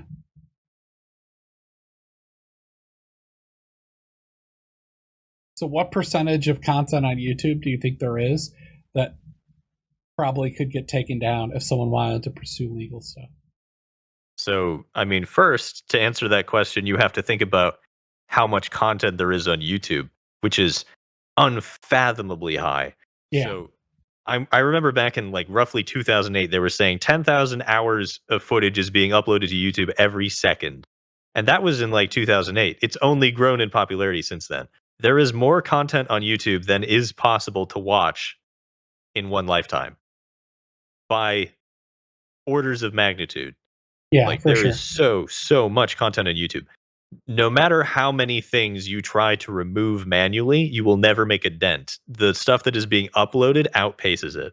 So all of these decisions have to be made on a bot algorithm level. Like if you want to remove all Marvel movies, you have to make the bot remove all Marvel movies. Yeah. And so what percentage of stuff on YouTube is stuff that could be removed automatically due to copyright reasons? I would My best guess is the vast majority of it, but there is so much that I can't make a good estimation. Yeah, that's how I was wondering. Do you think it's over half? I think it would be over half. I mean, by the letter of the law, anything that has anything that's not 100% original to the uploader is not technically supposed to be allowed on YouTube. Yeah. So, like, in my videos, so Path of Exile explicitly allows people to make YouTube videos about Path of Exile. But technically, I've put the Path of Exile logo in the thumbnail, and someone designed that logo. Someone was paid to do that. Does Grinding Gear Games unequivocally own all of the rights to that logo? And can they give me permission to use it implicitly? Literally any graphic that I use in any of my videos could potentially be copyright claimed. Yeah. Or memes. Yeah, memes, for example. I mean, if someone draws a stick figure and it becomes a meme, they technically still have the copyright to that stick figure. Yeah, exactly. Yeah, well, I was avoiding memes for a very long time, especially popular ones. But then I decided to recently like give in, and this is because I'm like, enough people skirt it that is probably not going to, but it's something that I worry about, like using some of the popular ones. I was very proud of myself for making so the thinking emoji is a meme, and then the thonk emoji is something that someone made, which is very funny, variation of the thinking emoji. And then I replaced the face with Kronk's face from The Emperor's New Groove and called it Kronk instead of thonk. And it's in a lot of my videos. It's a very funny looking emoji. It is 100% not copyright safe, but it is transformative enough that it would be difficult to argue in court who uh, owns more of it. But neither the face nor the emoji that the face is on is something that I made. I just adapted the two things and transformed them. And that's why the copyright law is so ridiculous and difficult to understand, is because that scenario alone is so difficult that no one's going to bother trying to argue either side. Gotcha. How much do you know about AI stuff? So when I went to school for software engineering, my specialization was in artificial intelligence and computer security. Now, Okay, that being said, I learned more AI doing image recognition, which was outside of that specialization, than I did in the actual artificial intelligence class. gotcha. They didn't teach it back, like, because I'm significantly older than you. They didn't teach those sorts of things back. It was compilers and operating systems and stuff. Mhm. Kind of the speciality, that and databases. So We I still had a didn't have, databases class. yeah. So I didn't have those. But here's my whole thing. AIs are getting better to the point where you could train it on people's voices, and to a certain extent, you could feed it videos and then say make a continuation of this. Have you seen this sort of thing? You could There feed is a it. great couple of Corridor Digital videos that tackle this exact concept. There is software out there that you feed it enough samples of like a podcast or something, and then it can create uh dialogue using that person's voice, like Yeah, text to speech with their voice. Uh, yeah. So there's that Now, as in terms of well. extending a video, that sounds way too difficult for this current state of the technology. Yeah, or it could like make its own thing. Well, it was like the Rickroll song. Someone had it extend that and extend like create both the video and the audio for it. It was very interesting. It Mhm. was kind of utter But nonsense, but I'm wondering how many years from now will almost all of the content on YouTube be entirely generated by AI? That's what I wonder. so I have some experience with training neural networks to Okay. extrapolate things. Um, for the for the most part, it's a crapshoot. So it's difficult to articulate. There is an XKCD comic that is almost this word for word. It is difficult to explain to people what is difficult with computer science and what is not difficult with computer science. So in the XKCD comic, it's like I want pictures that I take to be able to tell whether or not I took them in Yellowstone National Park. They're like, yeah, that's easy. They have a GPS tag. I can just check if it's in the bounding box. Takes 2 seconds. And then, and also tell if that picture is of a bird. Well, give me a research team in 5 years. Yeah, yeah. And so, OpenAI is much better than just getting a neural network off the internet and trying to train it yourself with training data that you find. There's something about how OpenAI trains that it's better at being trained than, because neural networks are basically a black art. So you have, I'm gonna dumb down the explanation a lot. Uh, Neural networks have layers and sizes of those layers, and how many layers should you have and how big are they? Nobody knows. It is literally a black art. Every research paper that you ever read about, oh, this neural network is an advancement, it does better. The numbers that they picked were picked because they were observed to be better, not because they knew why. Every single neural network advancement is done by accident, except for whatever makes OpenAI special. I don't remember. That is actually clever technology. But the point is that yes, you can train OpenAI to do some pretty cool things, but there are limits.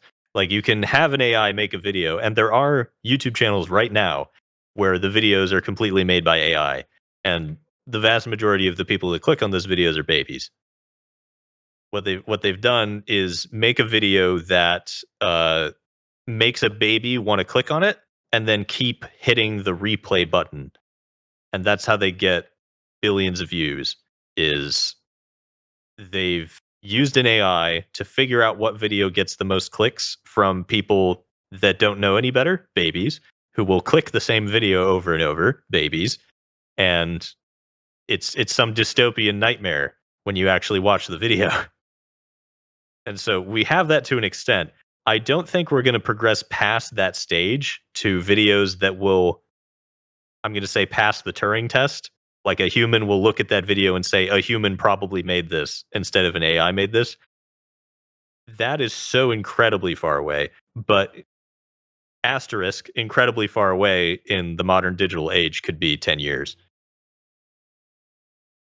But with my understanding of how neural networks operate at the moment, there would have to be a complete paradigm shift in how artificial intelligence works to be able to accomplish AI generated human watchable videos Mhm. that are actually like they have art to them.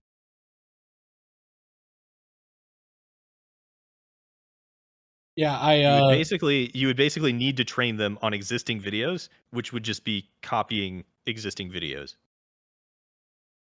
well, there's also there's the AI that can write you scripts too, where you kind of say choose a topic and then it'll give you an outline of kind of the topic Yeah.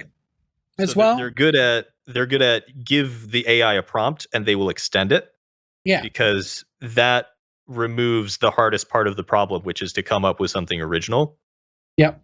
But it's trained on something that exists. So this wouldn't happen, but think about it this way. If you put in at the beginning just the beginning of an existing movie script, the script that it comes up with is going to be very similar to movies that already exist because that's what you trained it on. It only knows how to do what you tell it to do. So for it to come up with something new, it would have to be a combination of existing things that is Yeah, to a sufficiently certain extent, transformative. or understand the concepts behind it. There was one that was shown off, and take this as a grain of salt because often when people make claims in showrooms, they specifically got the one thing to work, and it doesn't mean that it actually applies to other places. But Microsoft showed off something where they had it read the endgame script, and then it had it generate a movie. Yeah. So we have OpenAI that you give it a word or a phrase and it generates an image. So you could logically extrapolate that to give me a movie based on this script. It sounds like it did. It turned out to be some sort of LSD nightmare. No, it got the cons. It had it watch the movie. The input is it gave the movie, and then it had to tell the whole like who are the characters, what are happening, and it had to do descriptions. So it nailed who all the characters were and what they were doing in the movie, and then they took that and then they said, "All right, write another movie." And it did something. Okay, that is more doable than what I initially thought. So if you train it on something that exists, Okay. and then you say take these things that you know what they are and use them in a different way, that is something that AI is good at. That's the basically what a deep fake is you Yeah. train it, this is what a human face looks like, this is where a human face typically is in an image, and then you say, okay, in this new image that you haven't seen before, put that face that you know what it is in that scenario. And that is something that neural nets are very, very good at. Yeah. that is So playing to the strengths. I guess when I said AI generate, I don't mean fully autonomous. I would say like, okay, I want a script about blah blah blah. Okay, it spits out the script. Okay, and then you kind of like feed it the prompts, and then it generates the video for each of those things, and that is what I was thinking. Like you Yeah, say, all right, so I want a face to float around here. I want this to do that, and you're kind of like reorganizing it, but still, it would be like you did 10 minutes of work and then the AI did most of the heavy lifting, right? Because you got the outline from the AI and then you just fed it its own interpretation of all these things to do actions. What you're describing is basically just the deep fake that I just explained, scaled up.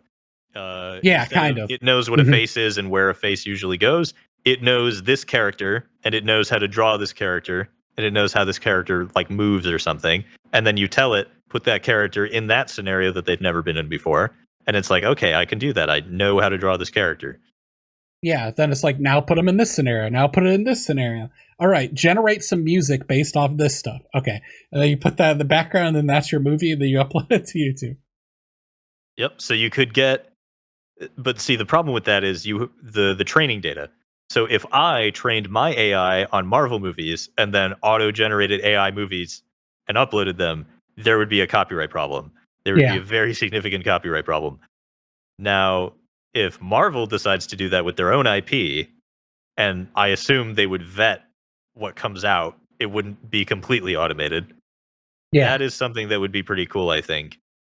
Just generate a billion 2-minute long character shorts that are similar enough to how the character would act, and this is how they would act in this situation. Like, that's very valuable, but I don't think it would replace like the film industry. Like, what we're doing now would not be replaced, but rather augmented by AI. Gotcha.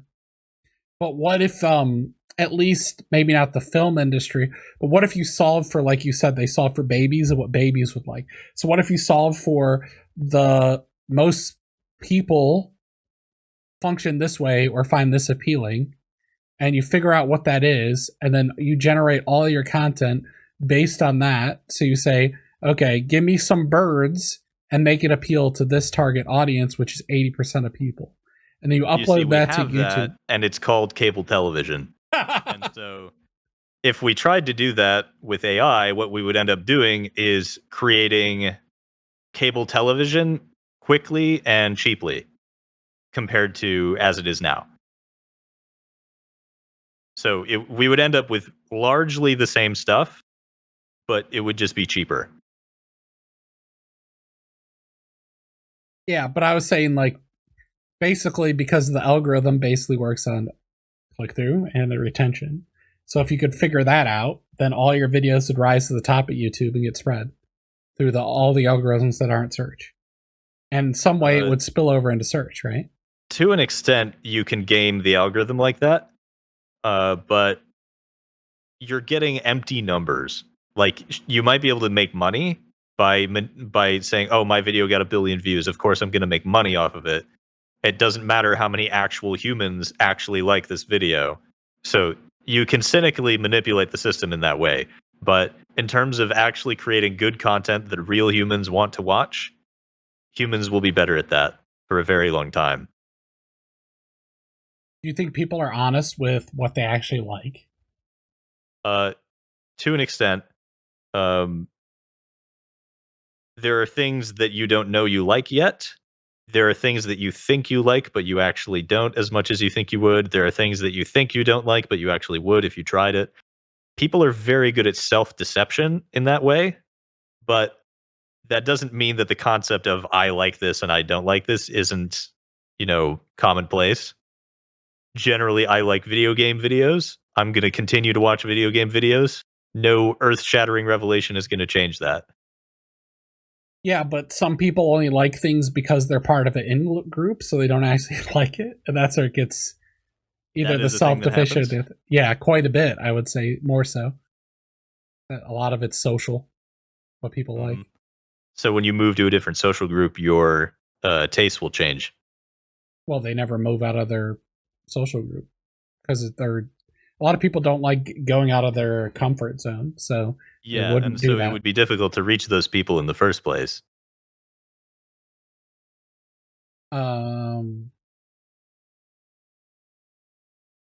I guess So like, where did that come from? The reaching the reaching them. Wouldn't the algorithm figure out how to reach them because they're stuck in that though? well, see, the algorithm is going to continue to feed them the things that they historically have liked.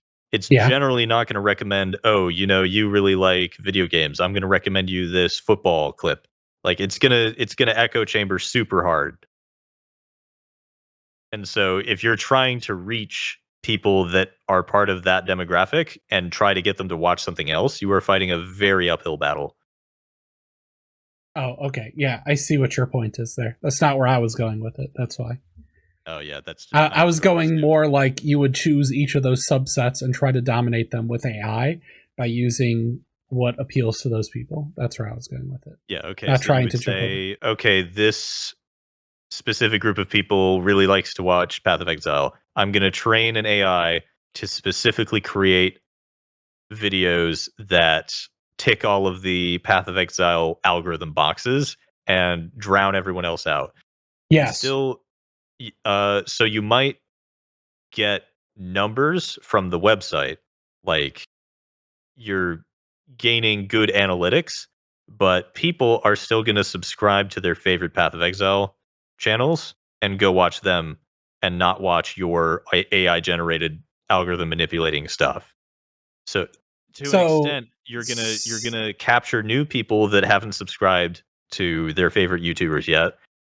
You're gonna get some empty algorithm clicks, and so you're gonna take some of the market share. But I don't think you're gonna completely drown out actual content creators.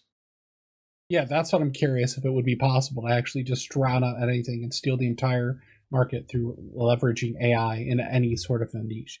You can Uh, probably steal 100% of the search clicks in an ideal scenario. yeah, and that would create a infinite impression feedback loop based on the other stuff. And if you have the click through rate, then your videos would rise to the top. And the subscriptions don't mean as much as they used to anymore. It's just like a weighting. There's the recency bias, that the click through and the watch duration. So it's not, you know what I mean? Like it Yeah, just and means it'll appear. you've got channels with like 45 million subscribers, and each of their videos top out at like 3 million views. Like, I'm guilty of that. I'm looking at it right now. I have 1, 2, 3, 4, 5, 6, 7, 328 subscriptions. I am subscribed to 328 YouTube channels. Yeah, I when was the get, last time you saw 350 of them or 320 of them yeah, probably in your so feed? within the last 22 hours, there is an entire page of uploaded videos on my feed. I have clicked on one, two, potentially three. I might watch that one later. Three of them. And And so what are you generally a subscribed to subscription them? is, I'm subscribed to everyone on this feed. I have Oh, clicked okay. on three of these videos. So it's just, I am interested in seeing what I liked from this channel in the future. This person I am subscribed to, but they uploaded a video of a game that I don't like. I'm not going to click on it. When they do upload a video of a game that I do like, I'm going to click on it. Yeah. So what you end up getting is 45 million subscribers, but each of them has that same mindset. So you have like demographics within those demographics of only a million of those subscribers are going to watch this video. A different million of them are going to watch this video. Yeah, but YouTube only cares about giving the best viewer or the best video to its viewers. So even if you're subscribed to XYZ person like them, then if some new content creator comes along that's like dominated in the person that they profiled as you, you're going to see all of their content if you watch one Path of Exile thing in favor over your subscription now, though. That is why when they changed the main page, this was many years ago, they changed the main page to marginalize the subscription box. I Mhm. changed my bookmark to specifically be the subscription feed, and I Okay, only look at my subscription feed. so you're using it differently. I'm saying most people don't even know that that's a thing that they could do, so they're using it from the home. So the subscription doesn't mean a whole lot. That's my whole point. So if Yeah. that's how like probably 90% or more people consume YouTube. So if your algorithm just targeted that, then the subscription doesn't matter. That's why I think it's possible. That is why so many YouTube channels tell you to ring the bell, because they know they're getting drowned out by whatever's on the homepage, and they want to make sure that you don't miss their new videos, because Yeah. you will unfailingly get a notification on the bell. Yep. Exactly. There is exactly one YouTube channel that I rang the bell out of my 328 subscriptions. Gotcha. But you consume from your feed. But I do look at the subscription feed anyway. Yeah, yeah. But I don't think most people do. That's why I think the whole AI thing is possible. If you look at it through that lens, right? Yeah, you're not going to see any of your subscriptions ever, so it doesn't matter. You're going to drown out the masses. Mm-hmm. You're gonna subvert the masses with the AI. So you are going to cause significant damage to the viewership of the established channels, but it's impossible to completely shut it out. The audience that they already have is going to continue to do what they're already doing. Yeah.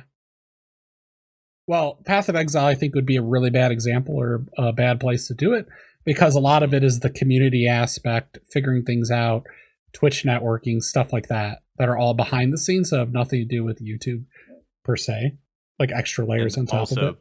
Path of Exile's player community is very, very slowly growing. It's mostly established. Yeah. But maybe you could do it with like dog or cat videos or something like that. Just generically, stories about dogs and cats. Yeah. Where it wouldn't be a tight. Where the most viewed videos on YouTube are just like cat videos. Yeah, yeah. Yeah, there's a lot of those challenges and stuff. Social media is really, really interesting. Do you spend a lot of time like thinking about the different algorithms on different platforms at all, or just Twitch? I don't like them so much that I have explicitly removed them from my consideration. When I upload something on YouTube, it's because I think it'll be fun. It is a video that I would want to watch, and however many people happen to see it, that's good enough for me. Okay. So it's not like optimizing or min-maxing growth or something like that. Right.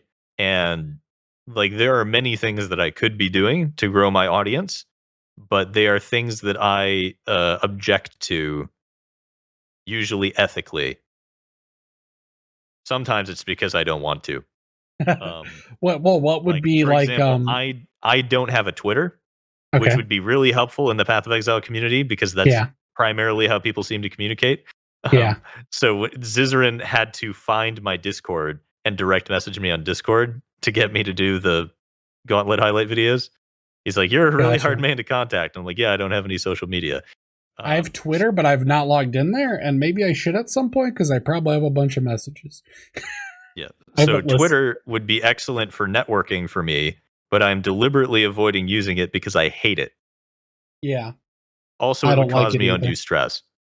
Yeah, I don't like it, Twitter either, or like Insta or any of the stuff. But if you want to maximize your brand, you kind of got to be on all those, and same with like TikTok and stuff like that.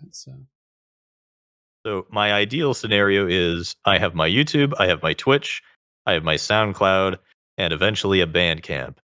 Those are my 4 things. I upload what I upload. They do how they do. I can continue to do what I like to do. I don't concern myself with promoting myself. And that is why I continue to work my 9 to 5. Yeah. Because that dream only works if I have a ridiculously large audience who will just throw money at me. I mean, you're getting there, kind of. I'm getting there, but not right now. Do you think if you maximize leverage it, you couldn't do it right now? It would take a long time. Mostly because my goal is eventually to be able to make my own music, and that's going to take the same amount of time regardless of the networking that I do. Yeah. Okay. But if your goal wasn't that, and your goal was to just like make it Yeah, completely my on goal Path was of to just be Exile? able to stream full time Yeah, do you think and you could leverage your put the music current by the audience? sidebar. Yeah. I could immediately sign up for Twitter. I could stream every single day. I could try to reapply for YouTube or Twitch partnership. Yeah. I could open a PayPal for donations. I could set up Streamlabs. I would alienate the 200 viewers that care that I don't have those things, Yeah. but I would make a lot more money and I might be able to quit my job. But that seems like a whole lot of I don't want to do that. Yeah. Gotcha.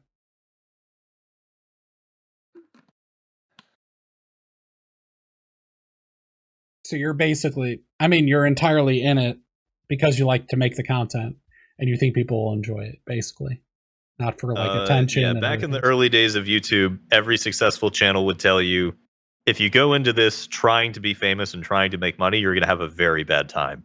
You should only do this if this is your passion and you enjoy doing it and you don't care if you're not successful.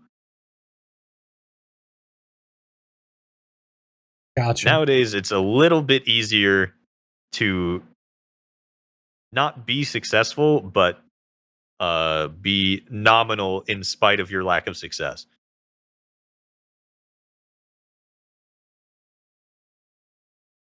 Interesting. So we're at 2 hours and 15 minutes. You want to keep talking? Or I you don't got have any stuff to. topics in mind. We didn't get that much into the music theory. We got a lot more into Yeah. copyright. We didn't get into music theory and we didn't get about security. So if you want to talk about those Right. or save it for another one, it's up to you. Uh, can briefly talk about security. All right. So again, I'm 26 years old. I don't have a whole lot of experience, but I did go to school for security to an extent. And I am Security Plus certified, which is a certification that you have to get for my job. And Okay. the test, uh, you need a score of 750 to pass the test to get the certification. I got a 753. Nice. So basically you're an expert.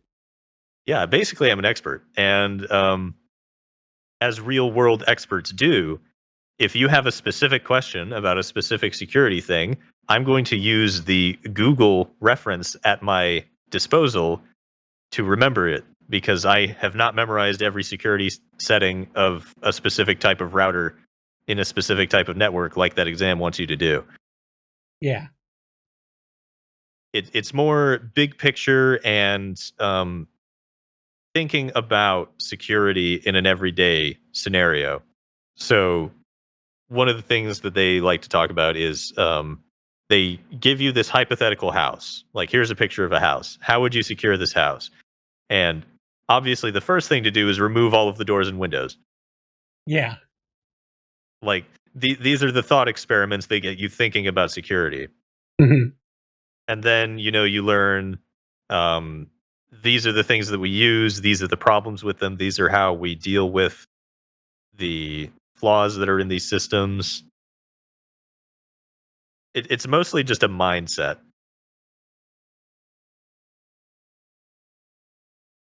And then there are specific things like when you're in that mindset, when you're writing code for a website, you're always thinking the user at some point is going to be malicious and try to delete my entire database by injecting SQL in Uh-huh. this input field on my website.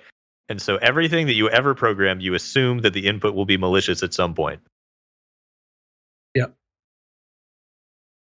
And that is one of the things that I do at my job is go through this gigantic legacy code project and find all the times when the developers didn't do that.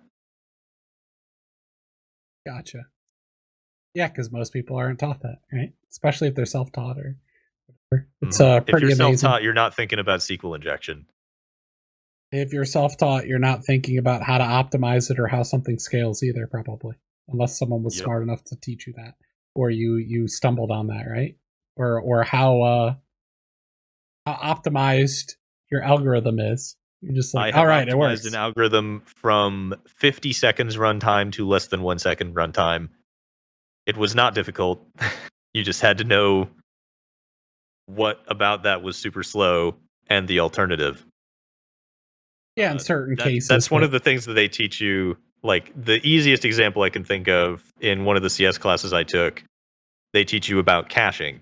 And the way that they teach you about caching is they tell you calculate the Fibonacci sequence recursively. So you say, what is the 100th number in the Fibonacci sequence? It calculates the first, the second, the third, the fourth, the fifth recursively. mhm. And if you don't cache the results in a list, it takes like heat death of the universe time to calculate Fibonacci 5000.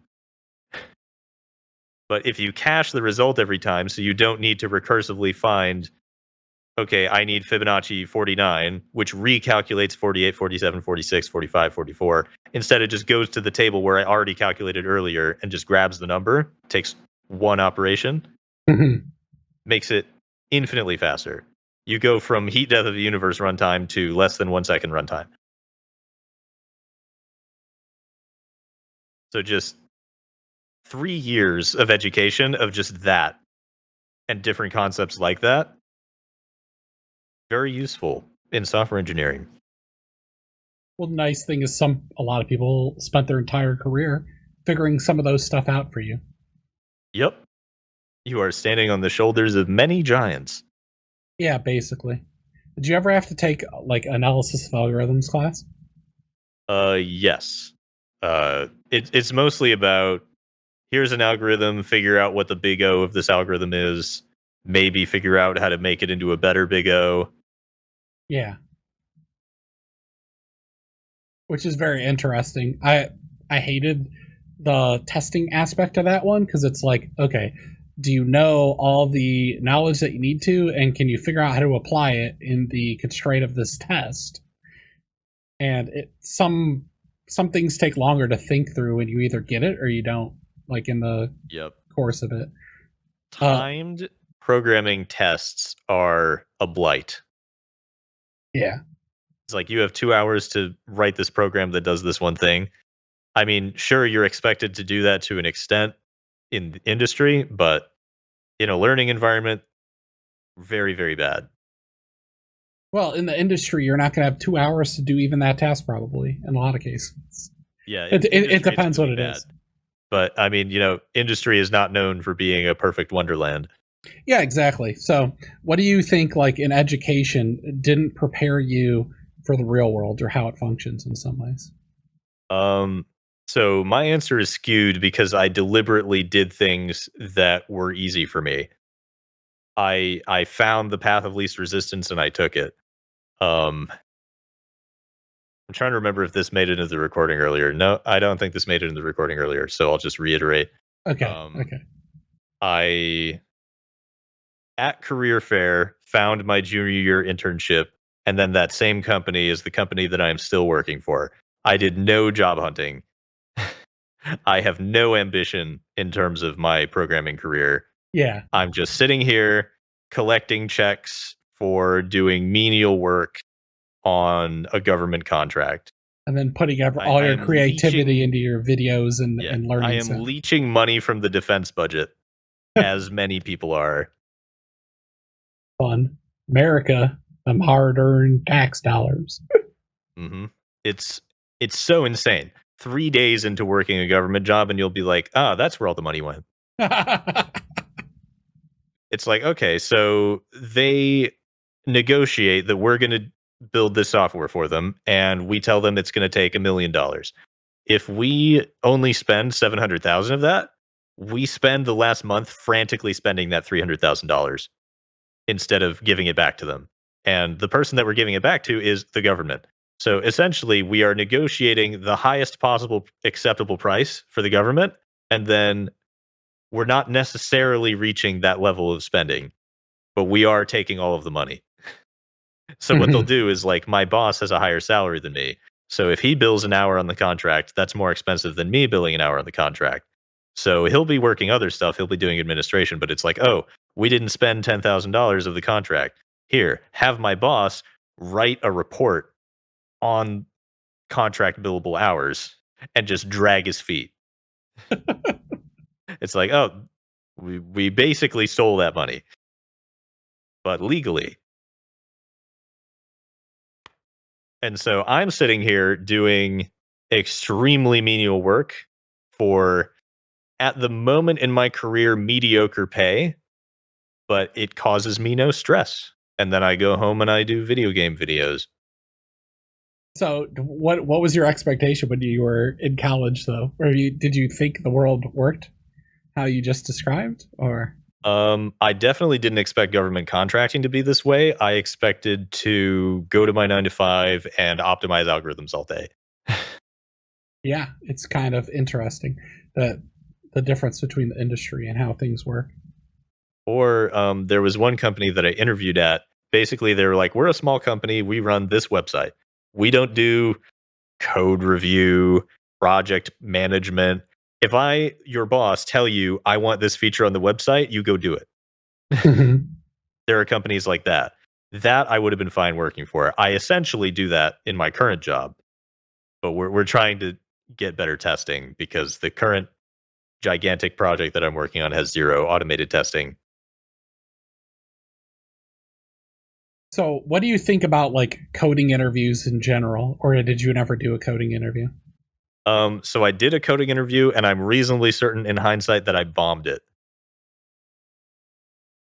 And Okay. so code interviews are way better than regular job interviews because you actually get a good idea of how the candidate would do in the scenario.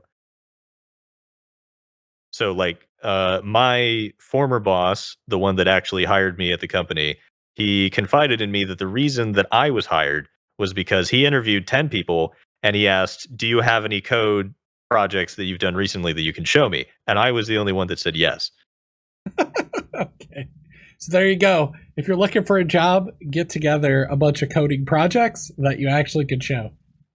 Show Portfolio. competent coding experience. If you have a GitHub repository that you've contributed to by doing a pull request or something, show them that at the interview. They can look at your code and say, "I have a much better idea of how this person would perform in the job versus some guy that just applied and said, 'Yeah, I have 2 years of Java experience.'" Hmm. Gotcha. Yeah, it's there's this like over obsession nowadays from like all the FANG companies are doing coding interviews, and then there'll be smaller companies who then try to put you through the FANG coding interview thing. You know what I mean? Like it's kind of ridiculous because everyone just copies everyone else. It's like you're not The going to only be code doing any of that interview stuff. The only code interview that I support in that way is at the very initial interview, there's what is called the fizz buzz test. Hmm. It's literally just the string fizz buzz. I want it to output either fizz buzz or fizz buzz based on the input. And what that does is it sees whether or not the candidate knows, first of all, how to write an if else statement. Second of all, how to put the if else's in the correct order to be optimal. And it's like the smallest possible problem where you can tell those things. If someone fails the FizzBuzz test, they are basically worthless to you as a programmer. And so that's something that you use in the initial interview. If you're a company that has like 7 rounds of interviews and you're not like designing missile systems or something, I hate you. Yeah, exactly. Yeah. It's like, are you actually doing any of the or like the coding interviews will have nothing to do with the job? You know what I mean? So, but that's pretty common nowadays. Yeah, you shouldn't need more than 2 interviews. The first interview is to make sure that you're not literally completely incompetent. And the second interview is to make sure that you either fit the culture or you understand something about the company's problem domain. A third interview is rarely necessary. If you get up to 6 or 7, you're either doing something incredibly specific, like working on Path of Exile, or the company's jerking you around and wasting everyone's time. Yeah, some of them have very long processes and then just full on ghost you after putting you through 6 or 7 rounds. I It's remember one it's company pretty in busy. particular, literally the person at the career fair was my RA in Okay. the dorm. And so I could personally go ask him, "Hey, are they going to get back to me?" And he'd be like, "Yeah, yeah, we definitely have a position for you." Ghosted. No matter how many times I asked him, always ghosted. Nice. It's a very interesting There was one industry. company that was really funny because the recruiter completely screwed up. I went to the second round of interviews. I did well at the interviews. I waited like a week, and then I messaged the recruiter. I was like, "Hey, is there going to be a position for me?" And he said, "You didn't go to the interview." I was like, "No, I definitely went to the interview." And he's like, "Ah, yeah, I screwed the pooch." Yep, there goes your career in that company, right? So you love Wasn't going to that. happen. There you go. So, moral of the story: Very get funny. an HR.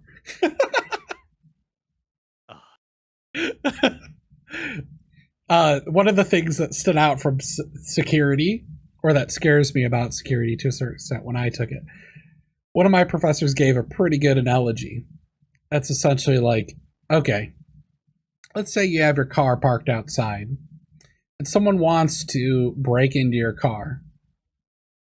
And maybe they're going to be forceful, so they're going to break a window, they're going to steal your stereo, they're going to steal whatever. So you have evidence of, okay, a break-in occurred, okay, this thing is missing. Now, if you contrast that to like computing, you're not going to know that they got it in the system, and you're not going to know something's missing for a very long time, or they're probably a pretty bad hacker. Mm-hmm. And that's what's scary or terrifying about. I was going to say scarifying. Just that I'm keeping that. I'm inventing words here. That's where we're at right now. But it's pretty terrifying that like, okay, you could be completely been hacked a while ago, and they're just waiting for the opportune time to just like mass clean you out. Mm-hmm. There is nothing more terrifying as a programmer than a 0-day, which is a vulnerability that nobody knows about except the person who just found it, and they're just waiting for the opportune moment. And it's called a 0-day because there have been 0 days of it existing that you know about. Mm-hmm. So you have no defense against it. Yeah. So those are very rare, thankfully. Um, I actually kind of just want to talk about it. It's a shame to talk about computer security and not mention the classes that I took, because the professor that I had for computer security was amazing. He brought in industry experts to just talk like during lectures. And so one of them was a really cool, I think he was FBI. He brought in a laptop with every virus slash worm that he could possibly get his hands on. He brought in that laptop. He brought in um, another laptop which actually just had all his forensic stuff on it, and I think a dummy phone. And so uh, uh, some of the stuff that he would say during the lecture were like, "How many of you believe that your phone could be turned on remotely?" He's like, and then everyone would hold out their phones, and he's like, "I could turn your phone on remotely. I could turn your phone on remotely. I could turn your phone on remotely, and and track you." Or if you delete a photo on your phone, where does it go? Well, I can plug it in to the software here and see, oh yeah, it's still in this buffer over here. Everything that you ever save on your phone, it saves it twice, and one of the places it goes to doesn't get deleted when you manually delete things. And so you can go find permanently deleted pictures very easily on a phone by using certain software. And this is the investigative tools that they use. So that guy was fun. Um, there was another guy.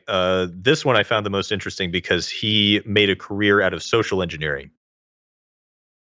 So he basically did social engineering pen testing. He said the recruiter that hired him said, "How would you like to rob banks for a living?"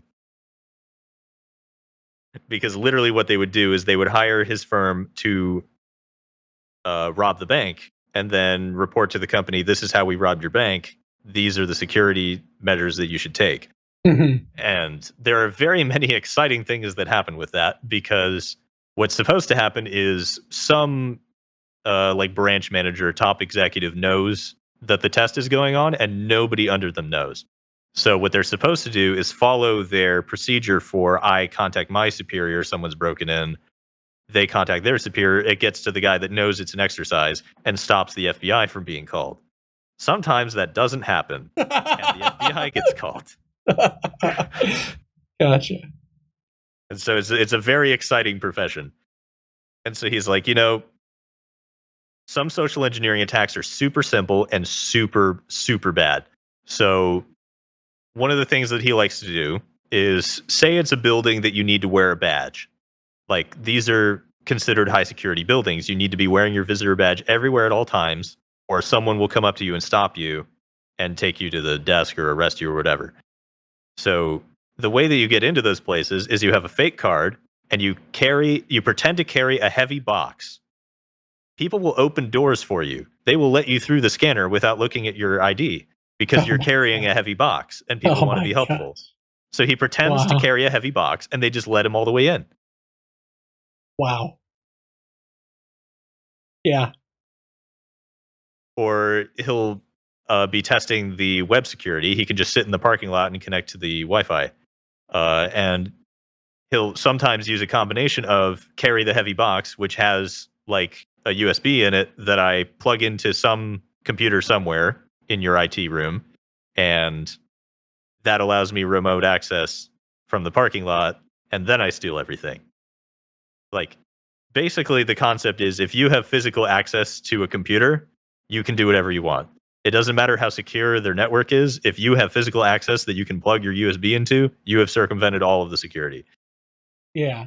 That's what I was talking to you about before we started recording. Like, okay, people are going to probably get social engineered at some point. What do you do to mitigate damage? Because it's going to happen. So probably. First of all, you hire these firms because one of the examples was he literally walked in, said he was an IT guy here to do repairs, took a server and walked out, and then put it on the guy's desk and said, "I got this. I don't think I can reasonably escalate any higher than this. I literally took a server." Like, I don't know what to tell you. Your security is bad. I literally walked in and took a server and walked out. It doesn't get more egregious than that. And so, you do these exercises, you train your employees to make sure they know not to open doors for people carrying heavy boxes because they aren't showing their badge because they're covering it with a heavy box. Yeah. So, you basically just have to train the personnel. You have to train them not to click on phishing links. You have to train them not to let strange people in. And then you have compartmentalized failure. So if someone steals a server, they don't immediately have all of your data ever, and they don't have permission to use all of your data ever. Like, everything has to be compartmentalized. Mm-hmm. So you've only taken a small hit instead of your entire business.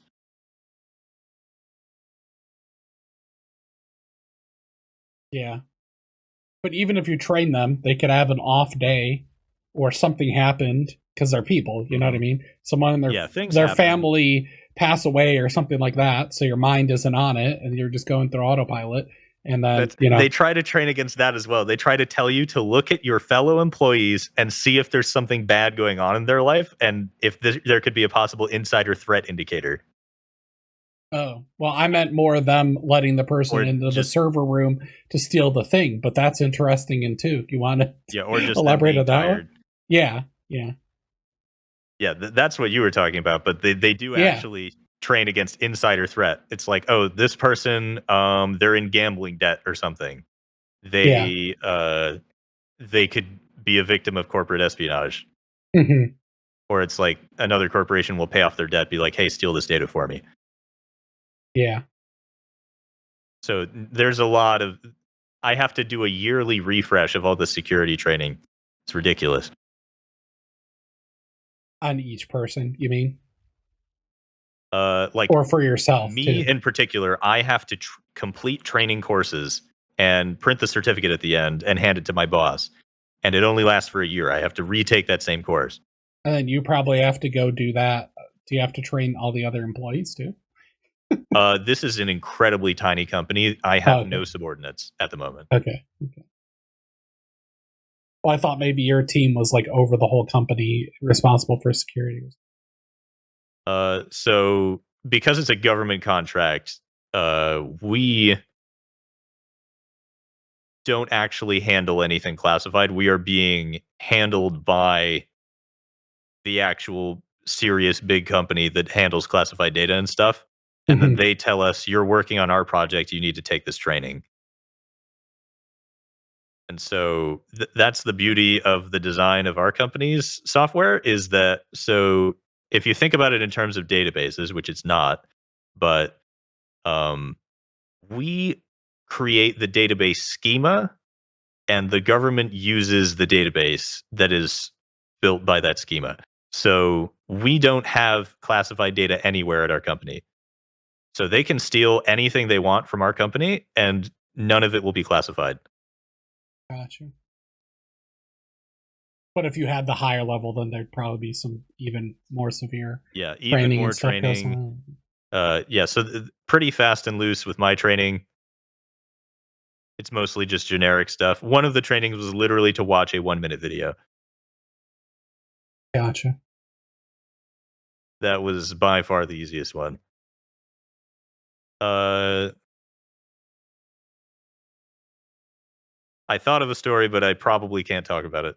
So Okay. Okay. One of those. it's not No, that super serious. I just probably super shouldn't. secret. Yeah. Yeah.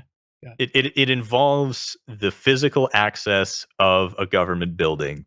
So I probably shouldn't talk Yeah. about it. Probably. We're not trying to get FBI open up. Let's stay away from that stuff. I'm not trying to get my YouTube channels shut down or anything. Um, let's not give people too many ideas here, though. So let's smoothly transition to music theory instead. Yeah, let's go into that. Let's go. Let's go. So what people need to understand about the music that I make is that I have zero formal training. I have taken no music classes. I do not know my scales. I do not know my circle of fifths. I get by entirely by replicating things by ear because I have very good pitch recall. I hesitate to say perfect pitch because people with perfect pitch, you play a note on the piano and they're like, that's an A. I don't know what note is an A, so I can't do that. I literally don't know what notes are. Gotcha. So you don't know what an A is, but if you heard a couple notes played, then you could I could probably, reproduce it later. yeah, you could reproduce it later. Yeah. Okay. Yeah, so my Toxicity cover, for example, I reproduced all of the drums entirely by ear, except for one or two parts where I found a YouTube video of someone playing it, and I was like, "Ah, that's how many times they hit that drum," because it was really hard to tell. Um, the guitar entirely by ear, and I changed it because I thought it was boring. Instead of da da da da da da da da, I changed it to da da da da da. Like I changed one note Yeah. because I'm trying to make the song sound better, trying to put my own little twist on it instead of being perfectly 100% accurate. And then the singing, I realize a lot of singers learn by just imitating other singers, which is absolutely what I did. But I am actually starting to take professional singing lessons. My first one was earlier today. Yay.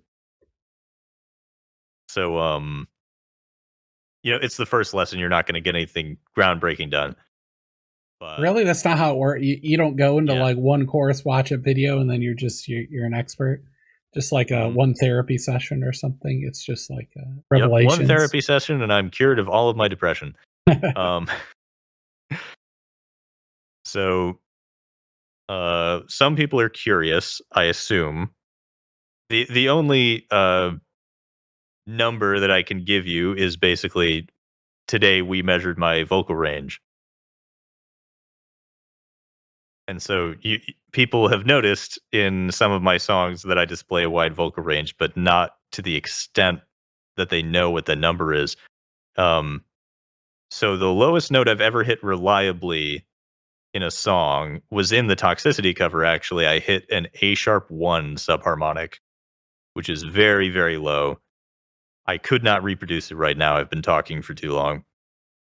Gotcha. So that's a very, very low note. And then if we ignore the fact that the majority of the singing that I do should be in chest voice, like you want the most power behind your singing when you're doing that's chest voice. So falsetto is like ah, like there's no power behind that, but I'm hitting the note. So Mhm. when you sing, unless your falsetto sounds really good and you have good technique, when you sing, like if I were to sing Adele, I would either sing falsetto and it would sound like garbage, or I would sing chest voice and it would have the same volume and intensity, but I wouldn't have the technique and it would sound way worse than Adele. And so all of that saying roundabout, I can sing a really high note, but it's like a squeak. I can squeak like a C6, which is incredibly high, given that the low end of my range is an A sharp 1. So that's Mhm. almost 4 octaves of range. So I can sing the entire barbershop quartet by myself, essentially, is what that means. So when I cover a song like Dirty Imbecile, I find excuses to work in those other octaves. Just as a flex. It's not like I'm doing it to flex, be like, hey, look how wide my vocal range is. I don't It's know. like You don't have to lie I to us here. know Okay, you can be it's like honest I about it. know that I can do this and it would sound better. And so Gotcha. it's a shame to be able to do that and then not do it.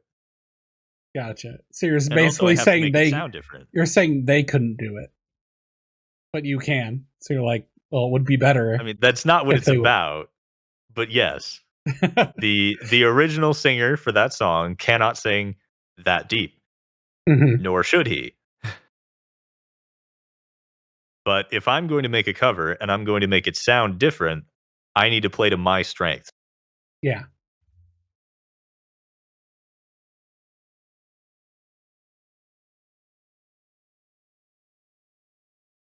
When you don't sing with your chest, and I think some people don't, doesn't it damage your vocal cords if you sing too much through like throat and not It chest or something? depends on how you do it. So there's a concept called vocal fry, which is like if you hear someone doing metal screams, Mhm. like the best way that I can describe it is the back of your throat has a bubbling sensation when you're doing a vocal fry, like like it's Yeah. it's gravelly. The back of your throat is bubbling. That was a very bad example of it, by the way. Like no, I can't do it right now. Okay. Without Straighten hurting my yourself. voice Yeah, don't because do I've been that. I've been talking too long and I need to hydrate more. Yeah. Don't hurt And I yourself. had vocal lessons earlier today, so I Yeah, don't shouldn't hurt yourself. scream right now. Don't scream. Don't scream. But so what I was getting at is there is a correct way to do that that doesn't damage your throat, and there is a very incorrect way to do that that damages your throat very badly. Okay. So if you look at some early Kurt Cobain, he screams a lot. He does not use proper technique. He often complained after shows of coughing up blood Yeah, because well, he that's damaged pleasant. his throat. Um, I have covered a Kurt Cobain song. I used, for the most part, correct technique. There were parts that didn't sound right if you didn't destroy your throat. But for the most part, I followed correct technique. So I am not damaging my voice by screaming in my songs. Okay. Uh, Also, the very very low notes that I do, there are two ways to do the very very low notes. The subharmonic that I've already mentioned, which is basically just letting your throat relax until it resonates differently. So that doesn't damage your throat. You can Okay. also do the vocal fry that I described, the screaming, and then just try to be very very deep about it. That is very very bad for your throat. Gotcha. How did you learn all this stuff since you didn't have formal lessons? You just like lots and lots of research and looked it up? Or how did you even know when you said the Kurt Cobain song? How did you know to use the correct technique to not kill your voice? You like research that or what? So for the most part, it's very difficult to figure out how to do that on your own. Even like looking it up and researching it, there is a lady that every single platinum album selling metal band uses to teach them how to scream properly. There is a single lady that teaches that. She taught Corey Taylor. She taught a bunch of other artists that I'm failing to think of right now. But if you try to do it by yourself, there's a good chance that you will destroy your throat. Now, uh, I got to where I am today. I started doing the subharmonic vocal fry sounding super villain voice when I was about 15. So I've been practicing it for many years, and so at this point it's something that happens naturally. Now the screaming is different. The screaming I haven't been practicing for as long. It's difficult to explain the correct technique, but essentially the bubbling sensation that I mentioned is how you know that you're doing it properly. Instead of lowering your throat, something will generally start to hurt or itch after a few minutes. So essentially, when you're practicing singing and you feel your throat start to hurt, that is when you should stop. But how did you find out about that person that teaches them, or to even know Uh, that information? so, I haven't had the benefit of a lesson from this lady. I mostly learned this through random YouTube trivia. But again, I did not have any sort of education. Anything that I got, like, learned about my voice was just experience. So you got I lucky because imitated people. you could have ruined your voice I, from I that. feel as if I would have stopped if I literally felt physical pain, but we'll never know. Or you could have done self deception and said that's what it takes, and that's everyone must be like that. Yeah. You're assuming that you would have the awareness to know that that's not natural. And there were times that I had a lot of doubt because the back of my throat, if I clear it a lot, like usually there's a lot of, for lack of a better term, mucus on the back of your throat, and that sort of protects it from harsh vibrations and dryness, which can damage your throat. And so when you've, warmed up and you've been singing for a while, that tends to dry out.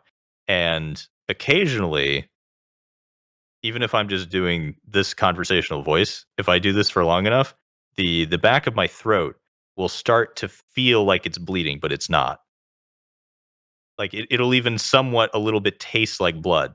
What the heck? Why? Why is that? Why does that happen? It's not literally bleeding, but it feels and tastes like it is. And that's just because I'm overusing my voice. Have you like why? Why does that sensation happen? Have you looked that up at all? It's because, like I said, the protective layer of mucus and moisture is not there. So that Okay. happens when I haven't been hydrating enough or I overdid it. But sometimes it happens just because I've like swallowed 2 or 3 times and it got rid of all the mucus. Like it had nothing to do with me singing or not hydrating enough. It just happens sometimes. Interesting. You're gonna make me all subconscious about now I'm starting to Yeah, swallow. so Did you notice I'm that? saying I was subconscious about that. I was like, am I doing something wrong? Am I destroying my throat? No, that's just something that happens when I swallow. Interesting.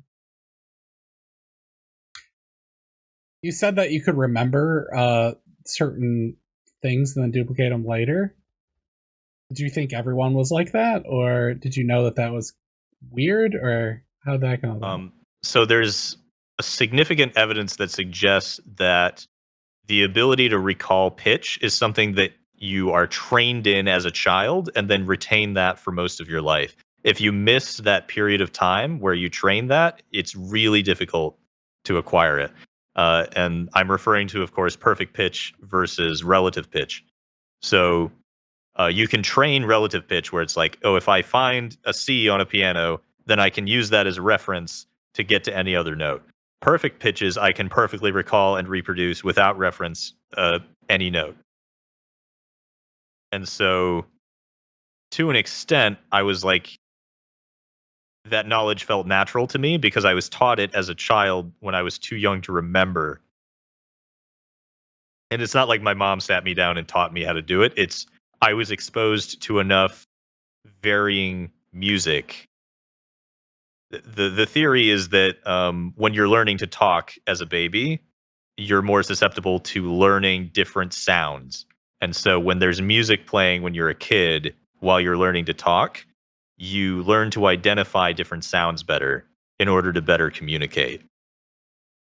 That's the theory behind it anyway. So essentially, from a child, I've been able to reproduce sounds that I've heard. And it's always been that way, and I've never not been able to do that. So there was at some point the epiphany that not everyone can do that, but it wasn't like I made it to 22 years old and didn't know that. Gotcha. So, when did you decide to even start getting interested in music and start doing this stuff? Is it because you kind of tried it a little bit when you were doing it? You talked about your game and making game sound. Was that when you first were like, maybe I could do that? Or Yeah, so I had the game soundtrack files. There's like 9 or 10 of them. And I, as an experiment, put one at the end of my videos. And people were like, this is actually good music. And I'm like, that encouraged me to make more music. And then they liked that, and that encouraged me to make more. And it sort of built on that. And now here we are 3 years later, and I'm quite a bit better at it, but still not to the level that I would consider creating my own music and selling it. Mhm.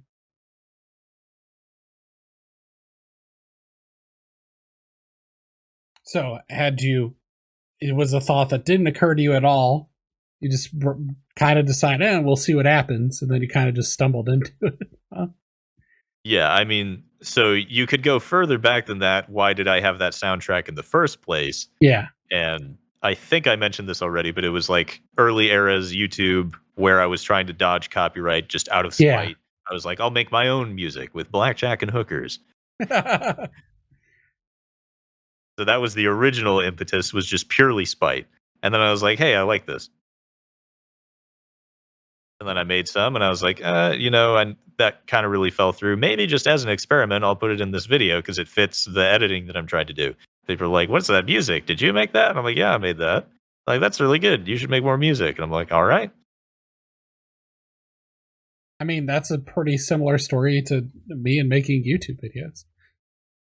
I never made like any videos or cared anything about video stuff or cared anything at all or knew anything about that.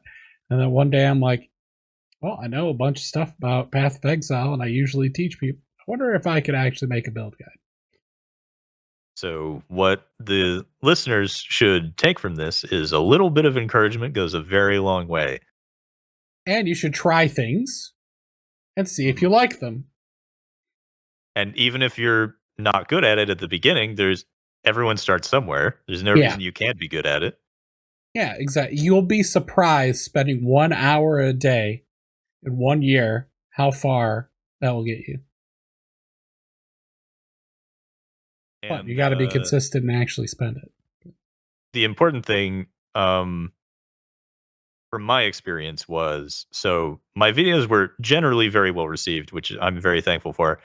But I am glad that I previously had the experience of people telling me that I sucked because, for every 100 comments that are very nice, there's going to be one guy that says, ew, why do you sound like that? You suck. I hate you. I'm unsubscribing. I don't like this video. Just really mean stuff in general. And you're going to get a couple of those no matter what you do. And you just got to not be affected by it. Yeah. Simply don't be affected by it.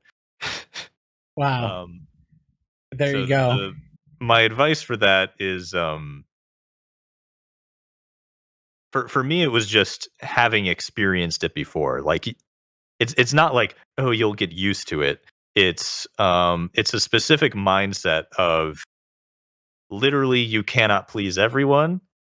People are allowed to not like things. Uh, Sticks and stones may break my bones, but words can never hurt me. Just a little bit of philosophy for someone leaves a mean comment on your YouTube video, just ignore it for the most part. I mean, if there's constructive criticism and feedback, then absolutely you should take that with grace. But if someone comes into your comment section and just says, you're the scum of the earth, nothing you ever do is valuable, stuff like that, ignore it. Look at that one positive comment or possibly many more positive comments than the negative comments telling you that you can do it, and that should be your inspiration. Don't let mean comments hold you back. Yeah. Unfortunately, our brains have a way of weighting towards negative comments for a lot of Yeah, people. Have no a matter problem how with many it. positive comments I get, I remember those bad ones. Yeah, which sucks that it works like that, but it is what it is, I suppose. I mean, the nice thing for you is you generally you genuinely I can't speak right now. Genuinely, there we go. We nailed it. Genuinely enjoy what you're doing. So, yeah, you're just sharing it with other people and you're like, "Well, I want to do it anyways." Mhm. And that's where That I'm is- at. That's where I'm at now. I genuinely making the videos, and I just don't care if people actually like them. They happen to like them, and some people don't, and I don't care about that anymore. But that's not how I was a while ago. But I've had to evolve my thinking through videos, and how I do it. So That was the other bit of advice was do it for you, not for them. yeah, I make this video because it was fun for me to make it and I like how it turned out. If someone doesn't like it, that's totally fine. If someone likes it, great. That gives me positive reinforcement to do it again, but it's not the end of the world. If I don't have fun doing it, I should just stop. yeah, for sure. Assuming you have bills to pay or your bills paid and stuff. It's a little bit easier since you aren't constrained to it too.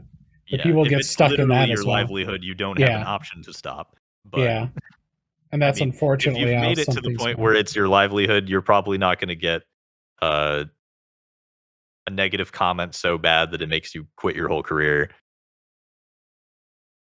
I I don't was going know. in terms I of don't know. You get kind of encouraging surprised. artists with like a single good comment goes a long way. And that same artist who gets a small amount of encouraging comments should ignore the negative feedback unless it's like, you could do this better.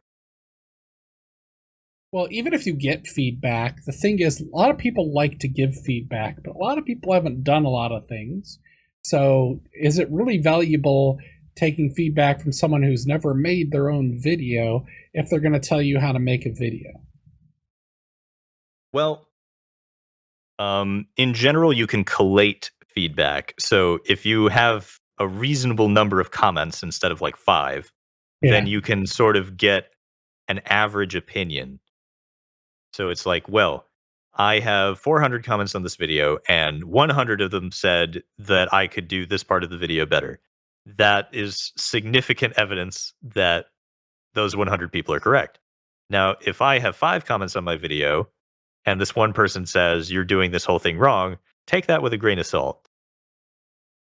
Well, but also, okay, but I don't know about that either because, like, let's say you're a heart surgeon and 500 people tell you that you could have performed the surgery better. Yes, of course. And content creation to a certain extent is like that from a creative process. And there's maybe a lot of times, even when you come in, like you talk about your Path of Exile builds, you're doing a certain thing for a certain way. Your build functions a certain way. It's not going to use Mage Blood. You're trying to proc the thing. That's not a thing. So even 100 people telling you, well, can you use Mage Blood? Wouldn't that be better here? Doesn't matter. And that's kind of like the feedback you get a lot of times with content creation, So unfortunately. the 100 YouTube commenters is not really equivalent to the 100 people telling the heart surgeon that they should do heart surgery differently.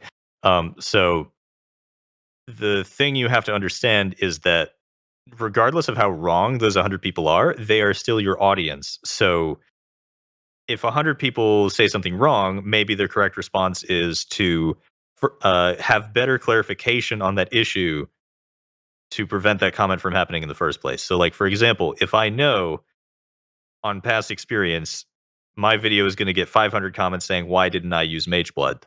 I can preempt that by saying, "This is why I didn't use Mage Blood" in the video. And that is the feedback that I take from 100 comments. "Why didn't you use Mage Yeah, Blood, yeah, you idiot?" exactly. Instead Exactly. of saying, Mhm. "Oh, I should have used Mage Blood, my bad," you would instead say, "A significant portion of the commenters are wondering why I didn't do this. Maybe I should address the issue." So Or you that leave it way, out and you bait comments. that is a thing. I It don't is a thing. recommend it.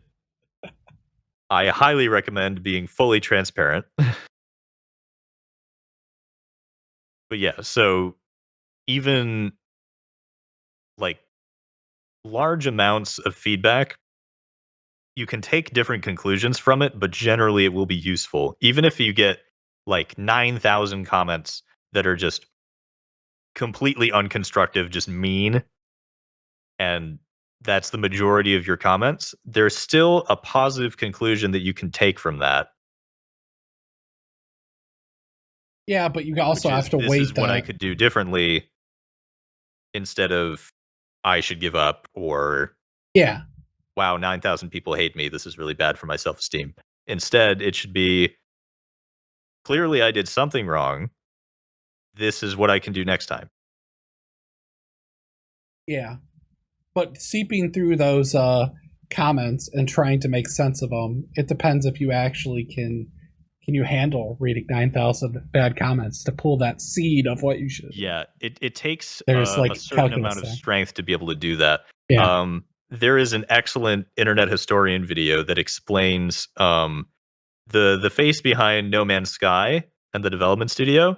So the initial ridiculous PR backlash, Mhm. he told his team, "Don't look at anything, just continue to work on the game." And he directed all of the messages to his own personal email and then took those millions of hateful messages and turned them into usable business decision data. And that is like ascended god tier project manager status. Yeah, That yeah, is incredibly good. That is the best possible course of action in that scenario. And so if you can channel just a little bit of that, if you get negative feedback, just the tiniest amount of that goes a long way. yeah. Sometimes it's the artist, like you're trying to accomplish something as an artist, and then people are giving you things, and you're like, well, but I was not dealing with those constraints. So that people don't always understand what constraints or why you're doing a certain thing. Oh yeah, I mean, people can just make an ignorant assumption and then say, "Why didn't you do this?" And again, the thing you take from that is a lot of people are making assumptions. I should probably just clarify the thing, and Maybe. then no further feedback from that scenario. Probably, it's not like, "Oh, I made a grave error. I should stop making YouTube videos." It's like, "Okay, next time, this is the thing that I can do to prevent that from happening again." Yep, yep. Assuming they're actually watching your videos, which a lot of times doesn't happen at Path of Exile if it's build guides. They will get to the first second, pause, get the link from the description, put it into POB, and then comment something because they didn't want to. Exactly. So how do you know if any of them even watched your video to do That the thing? How about you're that? at least aware of that's why it happened, and then you're like, "Well, I did my best. I can't help these Exactly. people. Moving on." Okay, there you go. But I hope you're not digging in through the trash to take those seriously. Yeah, at some point the feedback is nonsense. But Yeah, yeah, if you see a trend, if you think there's any value in the feedback, yeah, then for you can sure. probably get something positive out of it. Hmm. Through that, I take like other content creator feedback more seriously though. So what I would Yeah, do is definitely. like, Someone that knows, someone that has been in your shoes is more valuable feedback than random commenter. yeah, for sure. So that's what I would do is say, hey, I'm getting this. Hey, can you just watch this and tell me your comments on it? Let's see what they say. And then say, okay, here's the feedback that I was getting. Are they out of line? You know? Yeah, this is something that I've done on Reddit. I'll occasionally see, a very low popularity video that someone posted on Reddit. They're like, "Hey, here's my build, blah blah blah," and then you go to the YouTube video and it's like, "Oh, they have 1 like and 9 dislikes," and they're like, "What did I do wrong?" And that's the kind of scenario where I went in and tried to advise people as a content creator. So for that particular video, it was they had really bad audio problems. It was really quiet and there was background noise at the beginning. So in the first 5 seconds of the video, people dislike and click away. So I was like, these are the things that you should do to fix your audio, and then your next video won't have this problem. Mm-hmm. So I'm not saying you should listen to my advice. I'm saying it's good to get advice from other content creators. Yeah, in general. Mm-hmm. If you can, for sure. Or people, not just content creators, but in life in general, other people in your same profession that are actually in the trenches with you. Feedback goes a long way. Or it's going to mean more than random people who may or may not have tried said thing. Okay, did we cover everything you wanted to talk about for your like basic music theory stuff and I security? mean, I could talk forever about music theory, but I got most of the points out there, and this is Okay, already long enough. You're gonna have to cut some. I ain't cutting any. I'm uploading it as is. What do you mean? All right. There's time. I I think that. I at least do timestamps. Oh, that's very nice. Yeah, there we go. We do timestamps. I'll cut segments of it and then like upload just that segment to market, and then like if whatever you want to watch or not watch. I mean, it's similar to like your stream. A lot of people like to put these things in the background and kind of like half listen to it while they're working or whatever, too. So, Hmm. especially your deep, soothing voice, though, don't like that very much. Not so much when I talk, but Hmm. all right. Anything you want to plug? Um, I think it was last week I uploaded my latest video. I I did a cover of a song by the Happy Fits, which is a very uh not popular band for how good their music is. So rather than like I don't have any social media links, but it's just my YouTube videos, my Twitch, which odds are you won't find me streaming. I stream 1 to 2 weeks every 3 months. I would recommend you check out the Happy Fits. My 3 favorite songs are Dirty Imbecile, which is the one that I covered, Heart of a Dancer, which I'm going to cover, and Hold Me Down, which is the Okay. happiest song I've ever heard in my life. Yeah. Immaculate vibes. Okay. I'll put those in the description if I can find them. I assume they're on Yeah, YouTube as they well, have right? their own YouTube channel. You should be able to find it. Okay. So I'll link to their thing and say that you recommend checking them out. Yeah, and so that will prepare people for my next cover. Oh, there you go. They'll be very prepared. All right. Well, thank you very much for coming on and sharing all this stuff with us. I enjoyed myself. I hope you enjoyed sharing it and stuff. All right. See you guys in the next one. Bye. Bye bye. I pictured him waving since he's a picture.